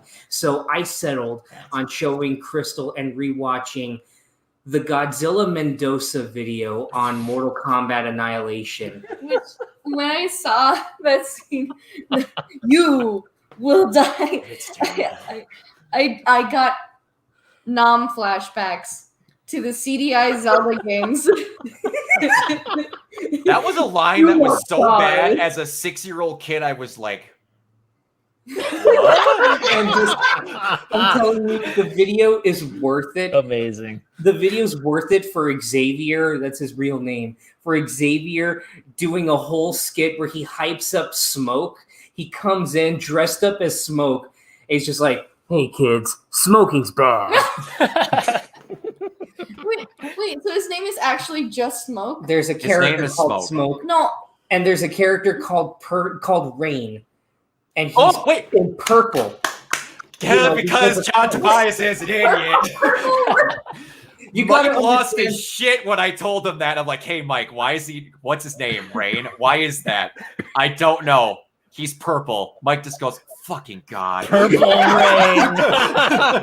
Mortal Kombat is basically like the JoJo's Bizarre Adventure of video games, where they just throw everything at the characters. You know what? I love it We've so got much. a character, Noob Saibot. You know why he's called Noob Saibot? Are you asking me or? I'm asking Crystal. Oh, okay. Because we actually alluded to it in a character mentioned earlier. Yep. What? Mhm. He's called Noob Saibot. The creators are Ed Boon and John Tobias. Noob is Boon backwards. Saibot is Tobias. Tobias. It's Tobias Boone. I think my favorite one though, and it's my favorite Mortal Kombat character, is Ermac. He's my Ermac. favorite. He's my favorite of all the Red Ninjas. Do you know why he's called Ermac and why they made him up? Because there used to be an old flash screen that would come across when the game fucked up that said error macro. So people thought there was a character named Ermac. So then eventually they just made a character called Ermac. Yes. It's like He's in Annihilation. That's like Scarlet. Yeah, and he's in Annihilation and I fucking hate him. The same with Scarlet and Blaze, the main villain in fucking Armageddon. It's just a fucking background sprite in the pit stage in Mortal Kombat 2. Seriously, This franchise is weird. Mortal Kombat. I We're love not it ready so for much, The insanity of it. You know what? I feel really bad for Crystal.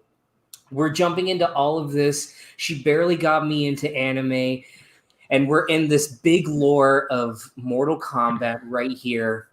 And I feel bad for her because she's going to be tackling Kingdom Hearts at some point. No. Oh Good. man. Watch, Good luck. watch, Good luck with that. watch a good enough summary of Kingdom Hearts. It might be the funniest video I've seen on YouTube. I know, but they're so uncomprehensive. That's the point. That makes me think of the Brian David Gilbert video where he's trying to explain the Kingdom Hearts story in the hero's journey circle, but it ends up being so overly complicated. He makes a circle within a circle and then another circle, so it looks like a Venn diagram. And after a while, he's like, "Okay, assholes, we're at this point. I brought out a data cube." To quote the good enough summary, hocus pocus, these games have no focus.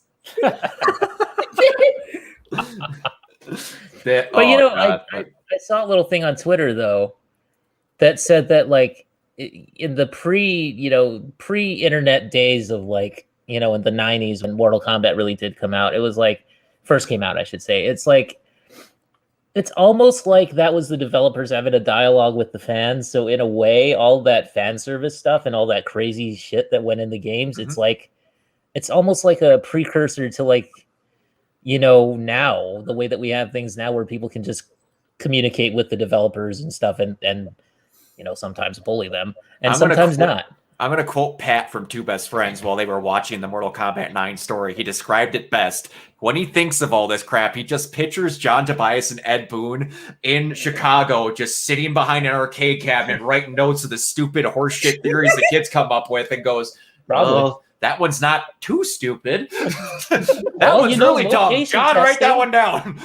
I mean, like reading that NBA Jam book and how much location testing they did. I mean, that probably did happen, which to a degree. Speaking of Two Best Friends, I'm just going to say this. It's a dumb thing. It's never going to happen. But I will literally cry tears of joy if in the sequel they have Jax kill somebody, like a big character. And as he kills him, he's standing over the body. Maybe it's over an American flag. He grabs the flag, drapes it over him. He's like, oh, shit, America. Yes. I thought you were going to talk about the dumb costume he has a Deadly Alliance with the MP5 on his back and the backwards hat and the gold chain. Oh, God.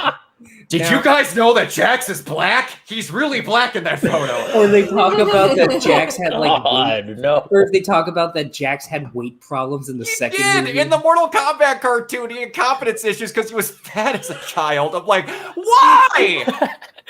I just watched a video on that earlier. Why? You don't need to do that. It's so stupid. That's like an Annihilation when he wore the fucking stupid strength enhancers and he rips them off and just punches Motaro. Don't do that. Now, guys, what we're trying to tell you is this franchise is stupid, but that's why we love it. Exactly. If they even call it out, I appreciate like Cole said a lot of dumb stuff in that movie, but I am glad fucking finally someone in a Mortal Kombat movie went. They even spelt it wrong. They spelled it wrong. That was the best line he had, honestly. That is honestly his best line. That was his best line. He's like, you made that last part up. Come on, they even spelled it wrong. I'm like, thank you. Okay, I will say this for the record, though. I will say that, like, all the criticism and all the times that we've ripped Cole a new one here in this podcast, I will say, Louis Tan, you're awesome. You're cool. Yeah, like we don't hate the actor. Until someone pointed it out. He's the same guy who played Shatterstar in Deadpool. I never realized that until someone said it to me. I never realized that. Holy crap! Yeah, you know what? Oh my god, I can see it now. Yeah. Yeah, it blew my mind. I was eating lunch with a friend before we went and saw it. He's like, "Yeah, I was watching Deadpool 2, and did you know the guy who plays Cole is Shatterstar?" I'm like, my brain broke. I'm like, how did I not see that? Now. I gotta. That's pretty hilarious that he comes in that movie and he's like, I'm the best at everything. He was also Zhu Chang in Iron Fist. No way. No. What? I literally joked. I'm never watching that show again. I swear to God. I literally joked. I swear to God, if they give him the immortal Iron Fist, I'm gonna fucking lose it. He didn't. Thank God. But wow, that is. But I do want to ask. So bad. Yeah, Shang-Chi is going to be really good, but I just want to ask, since they set him up, who do you guys see playing Johnny Cage? The Miz. I'm for that. Everyone on Facebook and Twitter that I've asked that question has said either The Miz or Scott Adkins or who did we say earlier?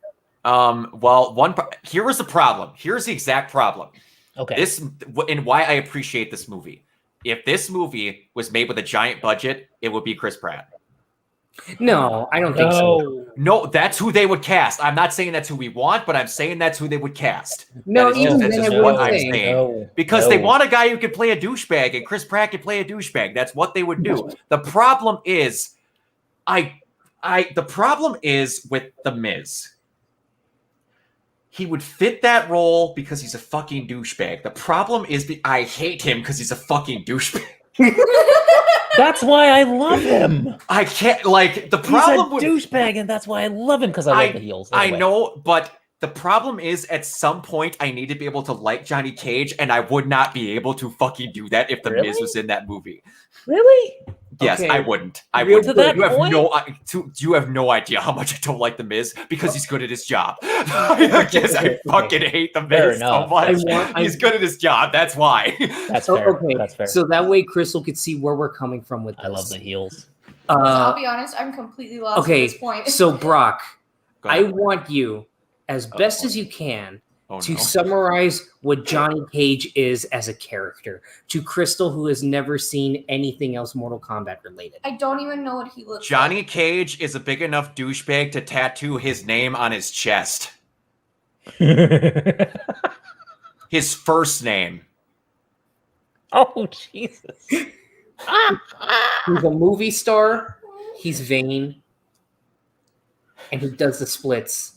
It's the The Miz. Splits Nut Powers. Punch. He does. He the is splits. a movie actor who actually has training so that he could do the fights in the movies, but people are like, you're an actor, you can't actually do this. And like I said, the scene that I was talking about earlier from MK9 is Johnny Cage on a bridge with Kano, where they're just looking at each other and he goes, the shrimp? Barbie? I don't know, jokes? And it's like, that's what he is. Until later, when he becomes a 50-year-old, and he had my second favorite character in all of Mortal Kombat, Cassie Cage, and he becomes like the best dad in video game history, short of Joel. Like, Speaking of which, like speaking of the older version of Johnny Cage, someone also pointed out that because he was based on Jean-Claude Van Damme, yes, that it would be awesome if like the sequel just jumped right to him being played by Jean-Claude Van Damme. Like, Well, you know, he's kind of like the washed up actor who, yeah. Let's say Cole meets, and you know they form a bond, and then they're all summoned for the tournament, and that's how he gets his big redemption story. Yeah. maybe I'm a basic if when it comes to like him being old, No.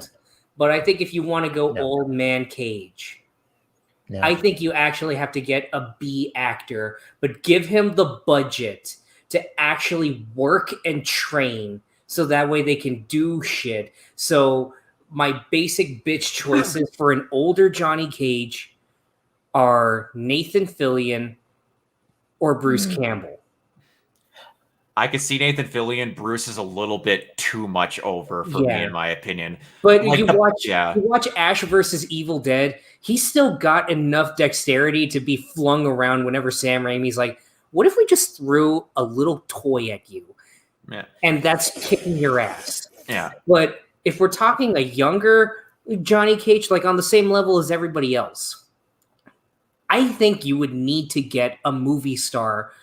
Maybe not a total big one, not one that his face is plastered everywhere, but still one iconic enough that like, okay, you see him. I think the best choice for Johnny Cage is not Ryan Reynolds because that's too easy of a pick, and plus that would be 3 times the budget to get him. Yeah. If Ryan would do it for free, my heart would want Ryan Reynolds, but I think the best choice would be Chris Evans. He would not be bad. He would have to get more of his douchebagginess. The problem is with us casting Scott Pilgrim. Oh, I know. That's what I mean. More of his douchebaggier roles are like him in Losers and stuff like that. The problem is it's really hard to cast this because I don't think they're going to go for someone people know. Yeah. I agree. For me, there are 2 very important criteria. 3. 1, he shouldn't necessarily be an unknown, or he shouldn't be someone like big, but he has to have the swagger of a celebrity. Number 2, don't cast him any older than 35. Especially if Warner Brothers wants to pump out like 5 more of these. Yeah. And also he should be like a trained fighter. He should be. And bonus, you don't have to make him Caucasian. No. I nominate Fiona. And when they find him, he needs to be on the set of Ninja Mime. I'm just saying, he has to be. They did not bring it in. They did not bring it in quite yet, but they have to have Ninja Mime in there. I will lose my shit. The tagline is "You won't hear him coming." Come on. That could be misconstrued. Hey, Crystal thinks maybe Oscar Isaac. I mean, because I have seen him like No. getting ready for some movie. I think it's Moon Knight, and he's kicking all Oh, sorts that's of true. ass. That is true. And he is going to be. Oh my god! Oh my god! Wyatt Russell. he wouldn't be bad. He would not be actually bad. that's actually kind of perfect. I wouldn't John be Walker. against it. If you would I'm have, it would be still- a very different role for him. But I'm still sticking with the Miz. I say the Miz if they actually do go with a professional fighter, Mhm. but you know how to actor, take the bumps. fuck it. I think Marvel's given Wyatt like a wider range than he did with The Lodge. I think that was the show that he was on. Yeah. Or I think it was like Lodge 49. I'm not sure. Why did you hit me out? Like, what about George St. Pierre? No, No. St. Pierre is a little too big for Johnny. I could see I don't him know being what in a that Mortal looks like. Kombat movie, though. Don't discredit that. I could see them getting him for something. I could see him getting that for something, but he'd be a Correct. little I'm gonna too. look up what he looks like because Oh, dude, they got it. Oh, that'd be cool. That'd be actually kind of cool. I wouldn't be totally against that. That'd be kind of cool. They could have him be Kentaro. Ooh. Oh, yes. They're gonna bring him in. They gotta bring in Kentaro or Shiva now because Goro's gone. That's what they always do. But no one's Poor gonna know who Goro. this is. I'm I gonna pour one honestly, out for Goro. for anyone who has played DMC or knows the motion capture he does, I told Mike this earlier. He's already played the character in the sequel. I really badly want Kenshi, and I really badly want him to be played by Daniel Southworth. Daniel Southworth is a guy who has done video game mocap for years. He's mocapped Virgil for years, and he has multiple years of doing stunt casting, and he's already played him in Mortal Kombat Legacy, and he knocked it out of the park. I really want Dan Southworth. But we're never going to get it. Yeah. That's okay. I want a Well- Kerry Hoskins cameo, quite frankly. want We're never going to anybody. get that. We're never going to get, or Daniel Pacina or somebody from the What games. I want to is, I cameo. want Lyndon Ashby to be the janitor on the set Johnny Cage is at. Dude, I mean, if they could get Lyndon Ashby and Bridget Williams and like, who else did they get to come back for Aftermath to actually voice the characters and all that stuff? The, Like, the guy who played, I always forget his name. The guy who played Shang Tsung. I always forget his name. Hiroyuki Tagawa. Yeah. They got got him him. back. They got Lyndon Ashby. They got, they got. Oh my gosh, I'm so bad with names. I don't remember if they got, because they didn't get Robin Shaw. No, they didn't get Robin Shue. It was somebody else. Who did they? Oh, Did they get? Wait a second, I'm gonna Christopher look this did they up. get Lambert? Oh, dude, it was. I don't remember if they did. Did I they? think it was. I think I remember hearing something about that. I'm gonna look this up here. Mortal Yeah, Kombat but Aftermath. they could have a bunch of just random stuff. Like, I would love to see Ed Boon get murdered. Oh my goodness. Take that out of Take context. that out of man. context, exactly. But like, can you tell me how happy Ed Boon would be if he got murdered by Scorpion on screen? He would. Oh, he would die love a that. happy He would man. lose his love mind. He would Guys. lose his mind. so hear me out. She- I've just looked up what Johnny Cage looks like, and call me crazy, but what if they beefed up Andy Samberg? just give him the training. He's got the personality. Just He's got the personality. I'm looking at his face, and it's there. She's looking up like this. I just wouldn't like it. I wouldn't like that. You can't even. for I me, honestly in my wouldn't like it. opinion, I think he could pull off the lines, but I'm just too No. used to Andy Samberg being who Andy Samberg is. Yeah. You know what? If they're able to beef No, I up wouldn't- Kumail I wouldn't like Nanjiani and make him look like he could snap me in half like a glow stick, you know what? I think Stranger Things would happen. And I besides, thought you were about to say fucking Finn Wolfhard. Oh God. oh my god, I was legit about to lose my shit. I'm like, if you see one of those kids, no! oh, I had a stroke for a hot second. I was like, what is he gonna say? But what if they did cast one of the kids from Stranger Things just to kill him off? They're so bad. Look, okay. Am I crazy for watching the movie the whole time? I'm just thinking, God, just kill one of the kids. Look. Out of context. I was just thinking. Look. If when the second you have a kid die, stakes go real. way up. Shit does get real. You think of Jaws. Everyone's like, okay, shark. Okay, they killed a woman. I mean, it's like they killed that girl. Imagine if they killed a woman with a child. But they killed that. The shark kills the dog and the child. You see, Spielberg knows what's up. People already feel iffy with dogs. Like, okay, now you're going too far. You kill a kid. Okay, now you're going too far. Josh, you forget He's right. They killed a kid in the Exactly. beginning of the movie, and nobody cared. And then you think of Dr. Sleep. They killed off probably the poster child for children actors. Now they had the balls to kill off Jacob Tremblay.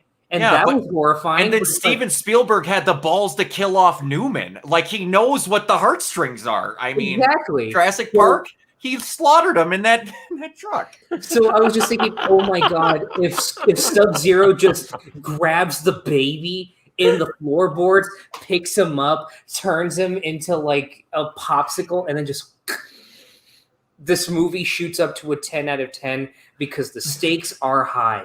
The problem is, I think that would have gained them an X rating. I think so, man. I think that would have been like it. I got some wish with Hanzo's wife and child being frozen to death. Okay, you win some brownie points, Simon. But I got notes for the sequel. I expect them read by Monday.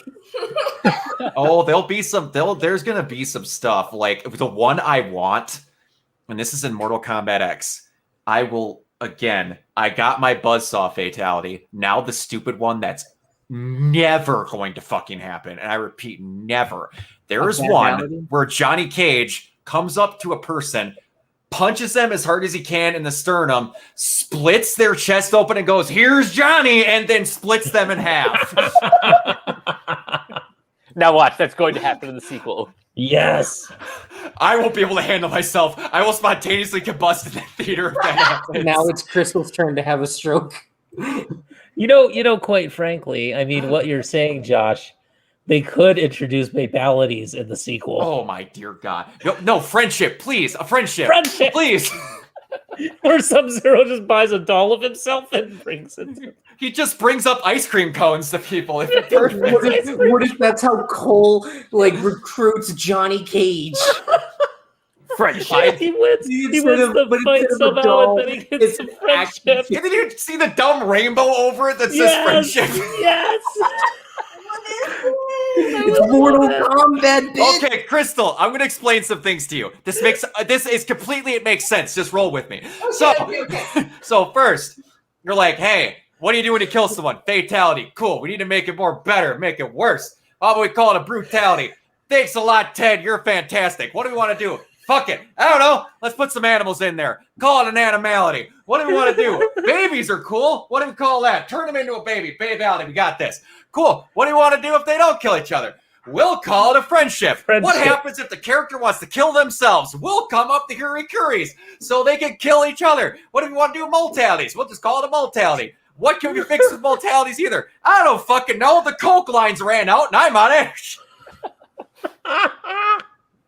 This series is fucking dumb and I love it. What's an animality? An animality is when Scorpion walks up to a person, turns into a penguin, shits down an egg, walks off screen, and the fucking egg explodes. I'm not making this shit up!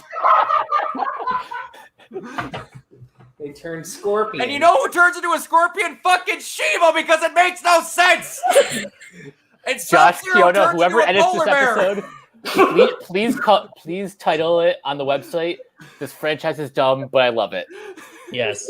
I need to get into this, Josh. Just go look up animalities. It's dumb. Animalities got made into this big spiritual fucking dumb thing by Nightwolf in the Annihilation movie. And all it is a secondary version of fatalities where they turn into animals. And then, like, another person turns into a fucking monkey and just, like, walks off. It's dumb. My God, it's dumb. And my favorite thing is when you do a friendship and then you hear the announcer guy and he's like, friendship again.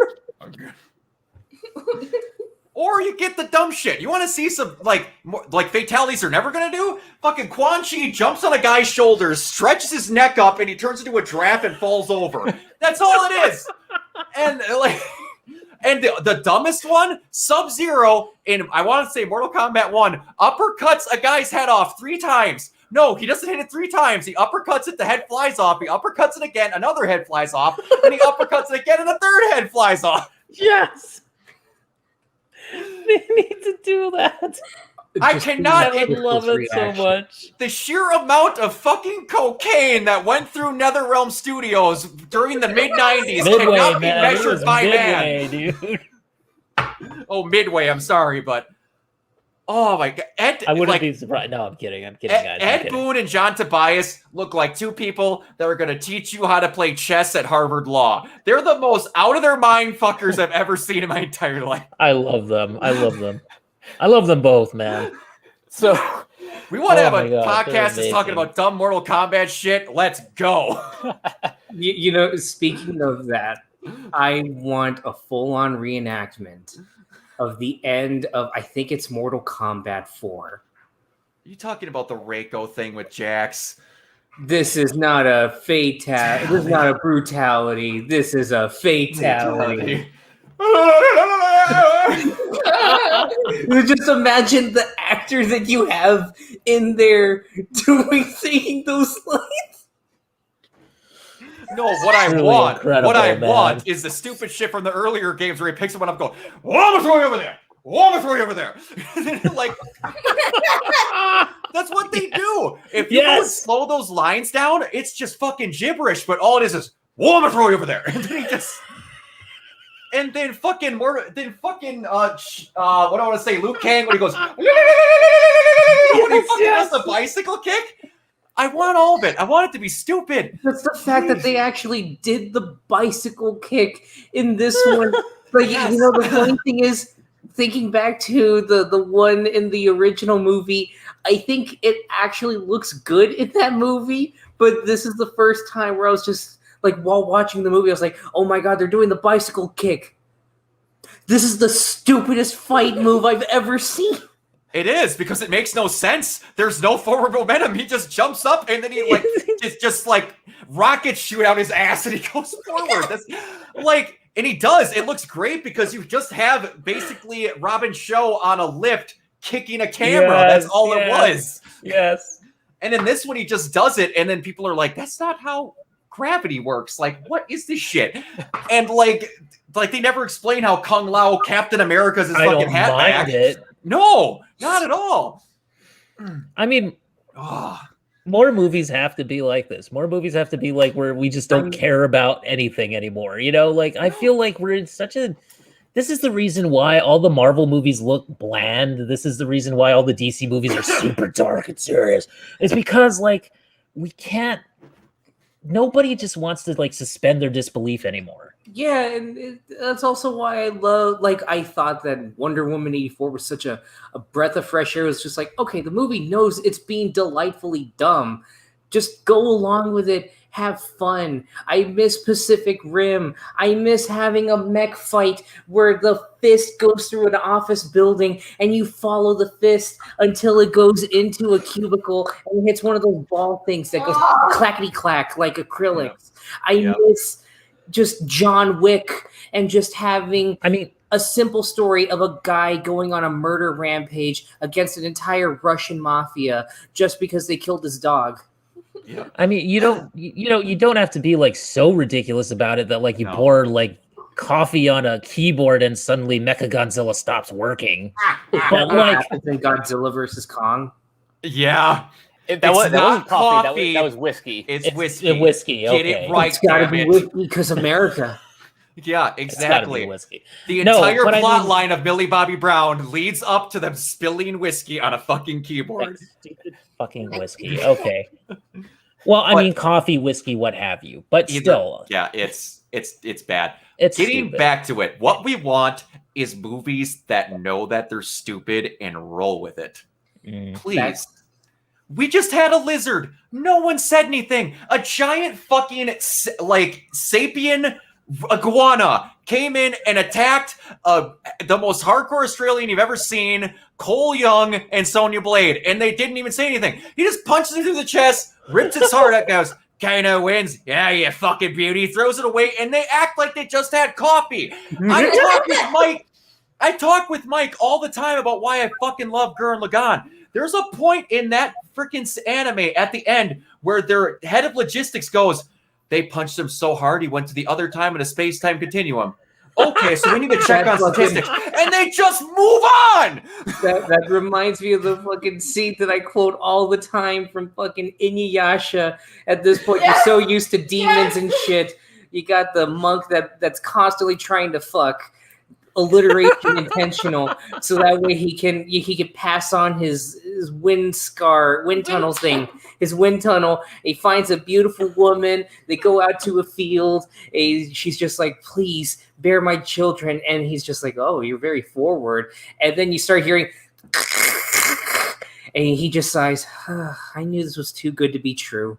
And this woman, who is maybe just like a few inches shorter than him, suddenly turns into a giant mantis, and he just says so directly, giant mantis, so you were disguised as a woman the whole time.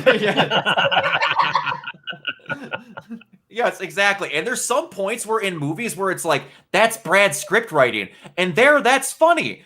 Like in the movie, fucking, he hits Kano. He's like, you shot a fucking fireball out of your hand. Teach me how to do that. Teach me. Like, that's what I would do if I was there. It's hilarious because he goes like, I have an eye laser now, and he's like, it's way better than a fireball, you pussy. Pussy. Or one of my favorite lines, it goes, yeah, I think I'm about to see some Arcana in there. Let me try him again. I can always try eye laser. Yes, man. I think if filmmakers fully embrace this thing where it's don't take video game movies too seriously, I think we could possibly get a good Doom movie. Absolutely. I had a thought just in hearing all of this. The Metal Gear Solid movie is going to be fucking incredible. It's going to, if they go stupid as those games are. Did you see Godzilla or Kong Skull Island? I haven't, but I've seen one clip, and that one clip solidified Jordan Voight Roberts as being the perfect person, where I said out loud, so that's why Kojima picked him. Mm-hmm. It's that clip that I've seen everybody make fun of, but also laugh at, the most over-the-top, pointless suicide, where Shea Wiggum, I guess his character, he just wants to die and have an honorable death. So he tells everybody, go on. And he grabs some grenades. He pulls off the grenade pins, and it cuts to the close-up of the grenade pins going off in slow motion. And in my head, I saw clips from Metal Gear Solid Snake Eater. And then he goes up to the dinosaur lizard fucking thing. And he's just like, come on. And then the lizard's just like, and then he hits the mountain and explodes. Yeah. And I just said, Kojima saw that in the theater. He's like, that's the guy. This guy gets it. That guy gets it. That guy understands me. No one else does but him. We're going to have Revolver Ocelot go, to call his Ocelot squad.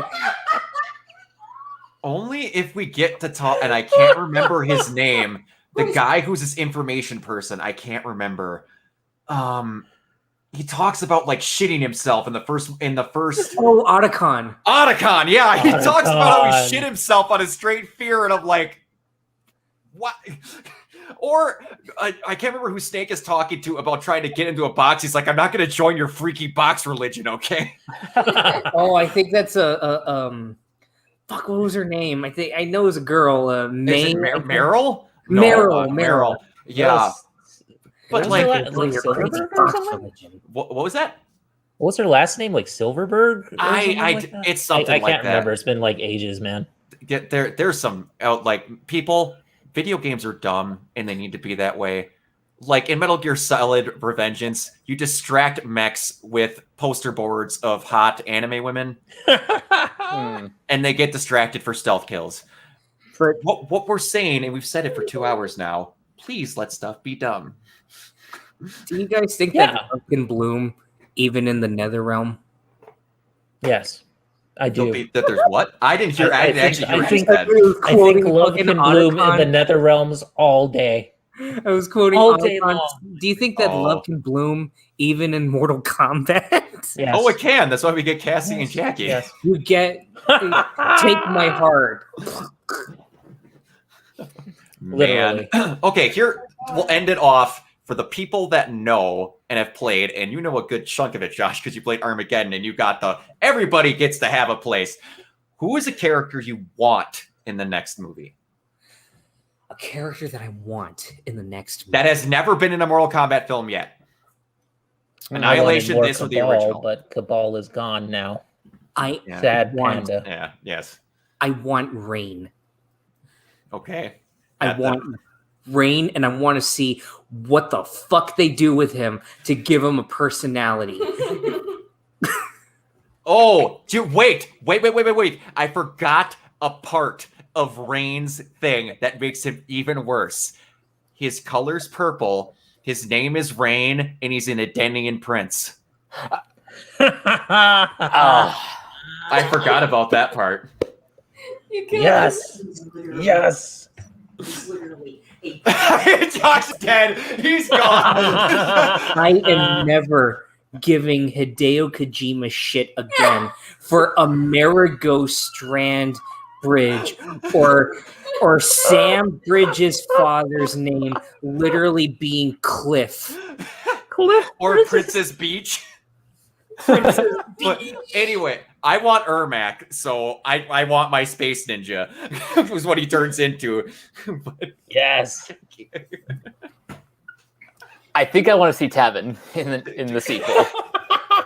Do you remember what our Hideo Kojima names were? you almost saw him in that freaking portrait. That blew my mind. That's crazy. But Actually, I want his entire family.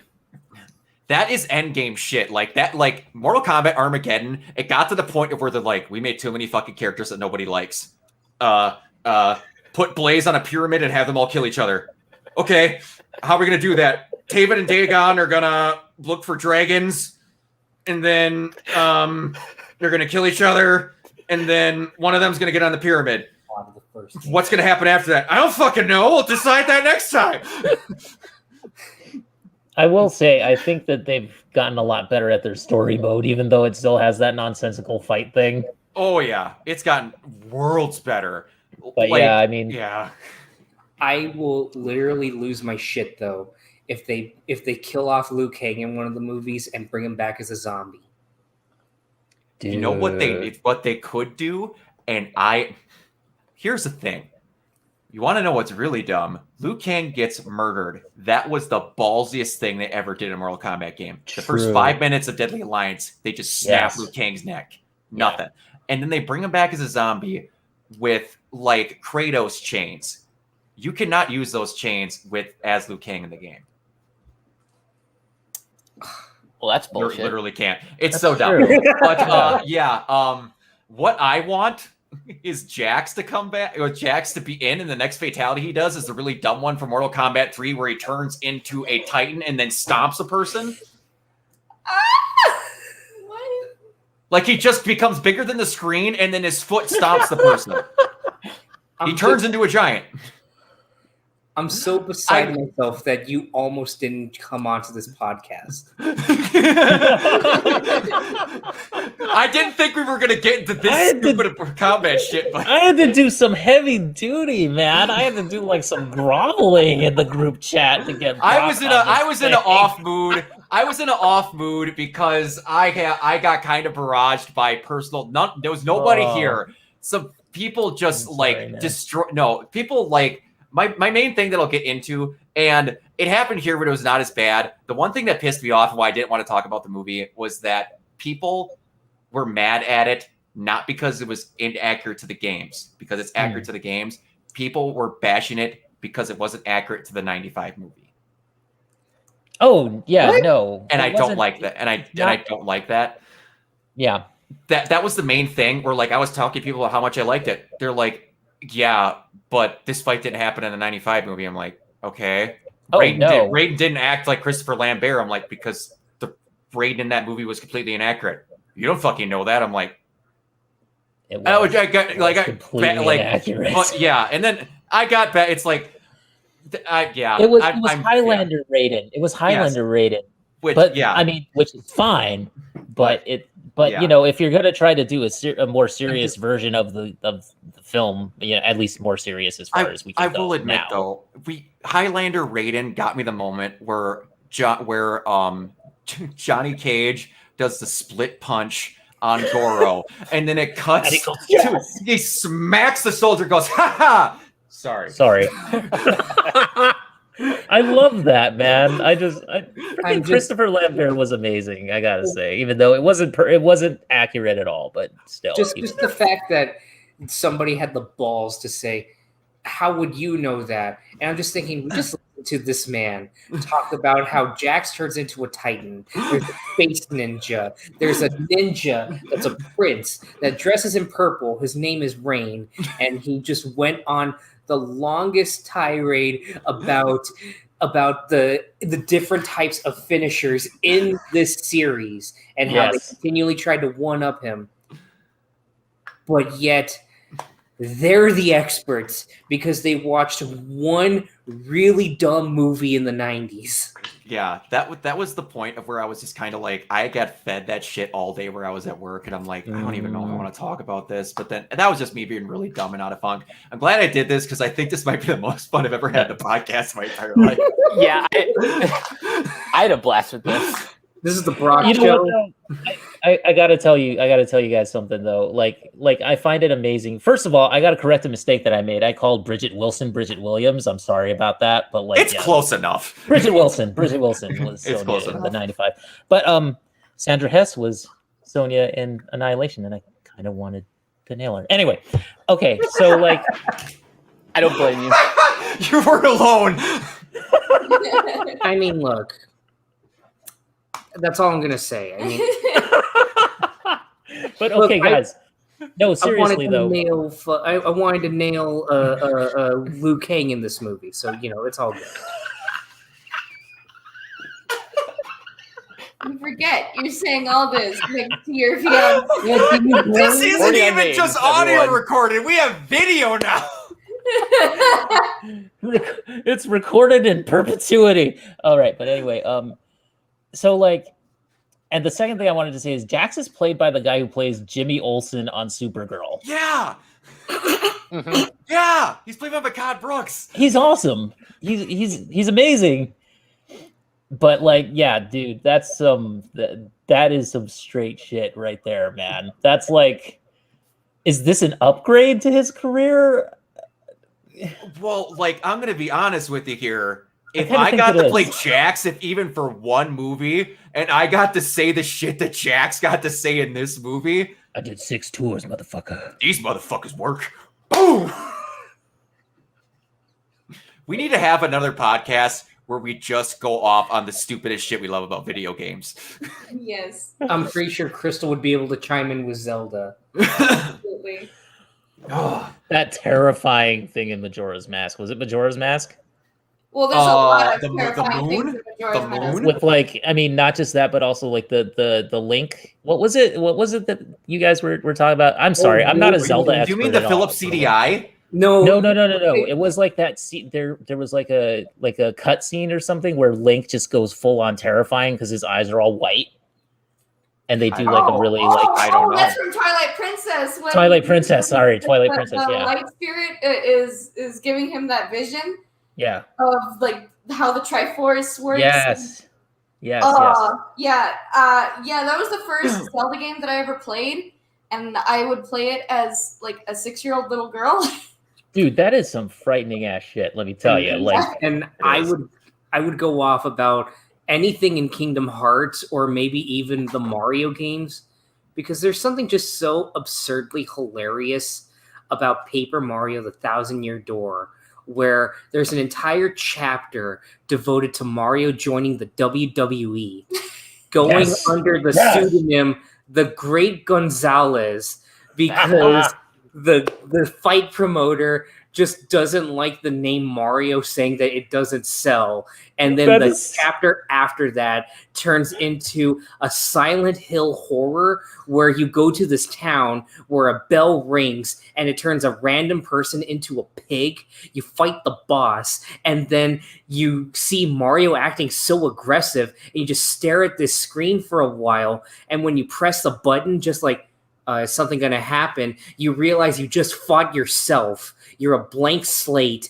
Nobody recognizes you, and you end up teaming up with a villain. And then the chapter after that turns into Pirates of the Caribbean, and then the chapter after that turns into Murder on the Orient Express. The hell? Was this directed by David Cage? No. Okay, if you want to talk David Cage, I have a dream. Oh, shut the fuck up right now. Shut your fucking mouth with that Android horse shit. Oh my God. I don't.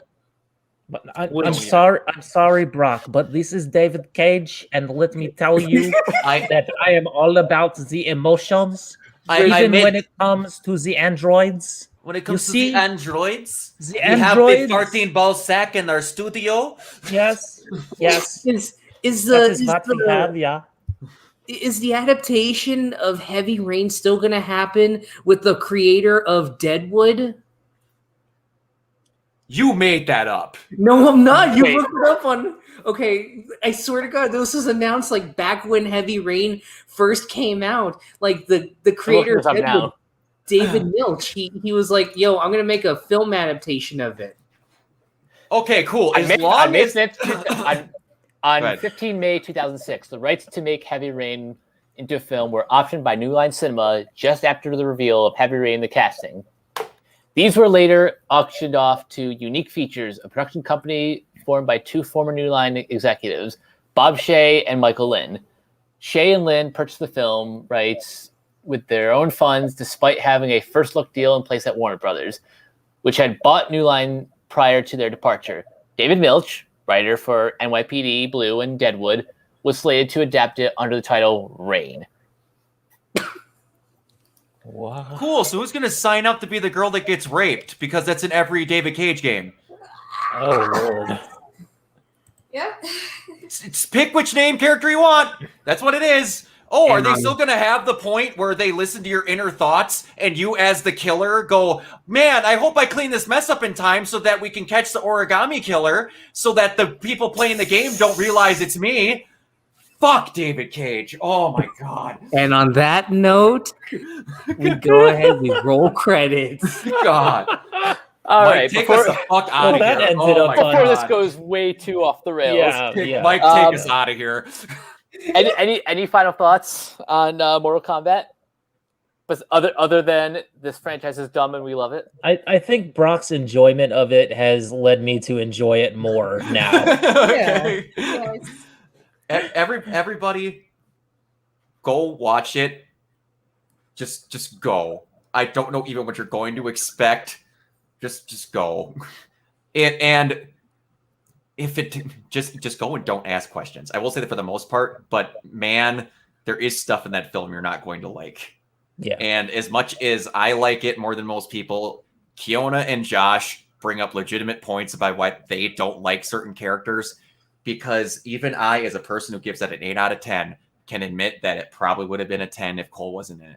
But you know what, though? None of our criticisms are in regard to the actual people who made the film or to the cast or anything. No. Like Louis Tan, dude, you were an awesome guy. I see your Twitter. You're awesome. Yes. So so I didn't love Cole, but we love you. So yeah, let's just say that. And also like Chin Han, dude, you're an awesome dude too. But I just miss Karihiro Tagawa because he's a fellow Hawaii guy. So But, and when it comes to my criticisms on the writing, I want it to be known that even though I did give my personal ideas of what I would personally do, I'm not about to say that it didn't happen the way I would do it, and therefore it's bad. I'm genuinely trying to give constructive criticism when it comes to the writing. And I would never say the movie sucks because it's not what I wanted. Yeah. Those are all great points all around. I do wish though that they had like a more experienced action director. To like just to really sell these fight sequences. It has one issue that the MCU has where there's an unnecessary amount of cuts in the fight scenes. Not just the amount of cuts, but where they cut it to. Editing. I would have been a ballsy choice, and I would have picked Robert Rodriguez. Ooh, Rodriguez would have been up there, but interesting. I know it is the just go-to answer now for action stuff, but man, if you're gonna give it away to people, let Chad Stahelski do one. Oh yeah, Chad Stahelski or Gareth Evans. Yeah, just get any of them, any of the John Wick guys. Just get one of them. Bam, you gotta hit. Yeah, exactly. Well, we've been going on for long enough. Before we get out of here, Josh, where can everyone find you online? You can find me on YouTube at JoshBoy64. I just posted a trailer that was beautifully edited by my YouTube sister, Gwendolyn J. Stone, for my Dollar Baby Stephen King movie, Rest Stop, that will be premiering tomorrow at 11:15 a.m. Pacific Standard Time. And it is going to be followed by a Q&A with me for like 15 minutes or so. They've been having a whole Stephen King Dollar Baby Festival over at the Barker Street Cinema YouTube channel. Go check them out. There were some great Dollar Babies that they showed, and I'm really proud of all the filmmakers for getting their film seen. It's such a huge honor to be amongst such a talented group of people. Plus, I got a Kevin Smith video on the way. And you can also find me on Twitter at JSH Lozano, where you'll regularly see me fighting against my Irish-British rival, Caitlin, in how she constantly steals the women that I am crushing on. It's absolutely soul-crushing. Just a small tangent, and then I swear to God, I'm going to pass it off to Crystal. But there was a yes, please. I'll pass it off to you when I talk about the women I'm crushing on. You guys know about the Josh fight, right? Can you explain that to me, please? I have no idea. Okay, so it's a dumb thing where it was a dumb meme where this guy sent messages to all these Joshes, and one was like, "Why did you message? Did you just message all of us named Josh?" No, he specifically said, "So you all are probably wondering why I've gathered you here." And just like, yeah, what's going on? It's like, no, the question like, because we have all the same names. And he's like, yes, we're gonna meet up at these coordinates, and we're gonna fight to the death, and the winner gets to keep their name. Well, that's the thing. They're not all Joshes. They're all Joshua Swain. That's okay. Oh my God. And they ended up actually meeting up. They did? People did meet up at this other location. It's like thousands of Joshes, and they started beating the shit out of each other with those like foam noodles. Oh my God. My friend I almost had a heart attack, dude. My friend Caitlin, she posted that, and of course I had to comment because I mean I'm the only friend she has. At least I'm not trying to suck my own dick or anything, but I think I'm the only friend she has named Josh. I could be wrong. And I commented, in chess, the pawns go first. Oh, and then that's when... and then what did she say? She said something like, well, you didn't even go, so you wouldn't even be a pawn because they ignored you. And that's what you said. That's why the pawns go first. No, I was just so beside myself. That was such a huge fucking burn. And this is the worst thing that that I've ever seen from her. And that's seeing somebody roast her when she did one of those filter things where she made herself look like a guy. And someone said, "You look like an extra from Dunkirk." Yeah. Ouch. Wow. Ouch. What she said about me and me not like being ignored, so I'm not even a pawn. I was like, ouch, that's worse than the Dunkirk thing. But yeah, Josh Boy 64, JSH Lozano, Barker Street Cinema. Go check that stuff out. All right, Crystal. I can't even. Jesus. What is happening here? This podcast has turned into a Mortal Kombat film of stupidity. It has. It really has. Wouldn't have it any has. other way. No. Which I have absolutely nothing going for me right now, so you can just find me at Twitter at simply_ragu816. And that's it, Josh. All right, Brock. I don't even know what I am anymore. You can find me at Organoid0 on everything. Twitch, YouTube, all that stuff. Me and Mike do a couple shows together. Me, Mike, Kiona are actually going to be doing a show relatively soon. I won't give an exact date because we still need to finish some stuff before we do it, but I'm very excited about that. So, yeah. And Kiona. First of all, I would like to greatly apologize for my Sandra Hess comment. That was extremely out of line, and I apologize to her, and I apologize to all of Twitter before they can come on my ass, which is not a good phrase. Not a good phrase. I just realized I'm so sorry.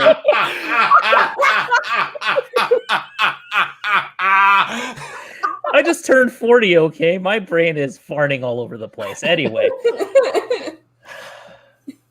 So I run the official Twitter for Renegade Pop Culture. It's at Ren Pop Culture. Please come and don't on my ass anything except to send your rude comments. Anyway, yeah, it's Ren Pop Culture, Ren not Stimpy. You can find us at renegadepopculture.com. That's where we have all of our articles. It's where we have all of our podcasts and everything, man. I don't know what's going on. I'm not even drunk right now. This is me sober. I'm sorry. I apologize to the universe. Yeah, that's where you can find me, guys. I'm out. And you guys can find me on Twitter at Captain K42. Check out my quick thoughts on letterboxd.com/CoachK42 and find me all in the various Facebook groups just at my name. You can check out all of our podcasts on Anchor, Spotify, Apple Podcasts, wherever you listen. Follow the official Twitter at Ren Pop Culture, and everything can be found at renegadepopculture.com. Need to escape? So do we. That'll do it for this special birthday free-for-all arcade theater podcast. Let's get the hell out of here. Don't come on my ass.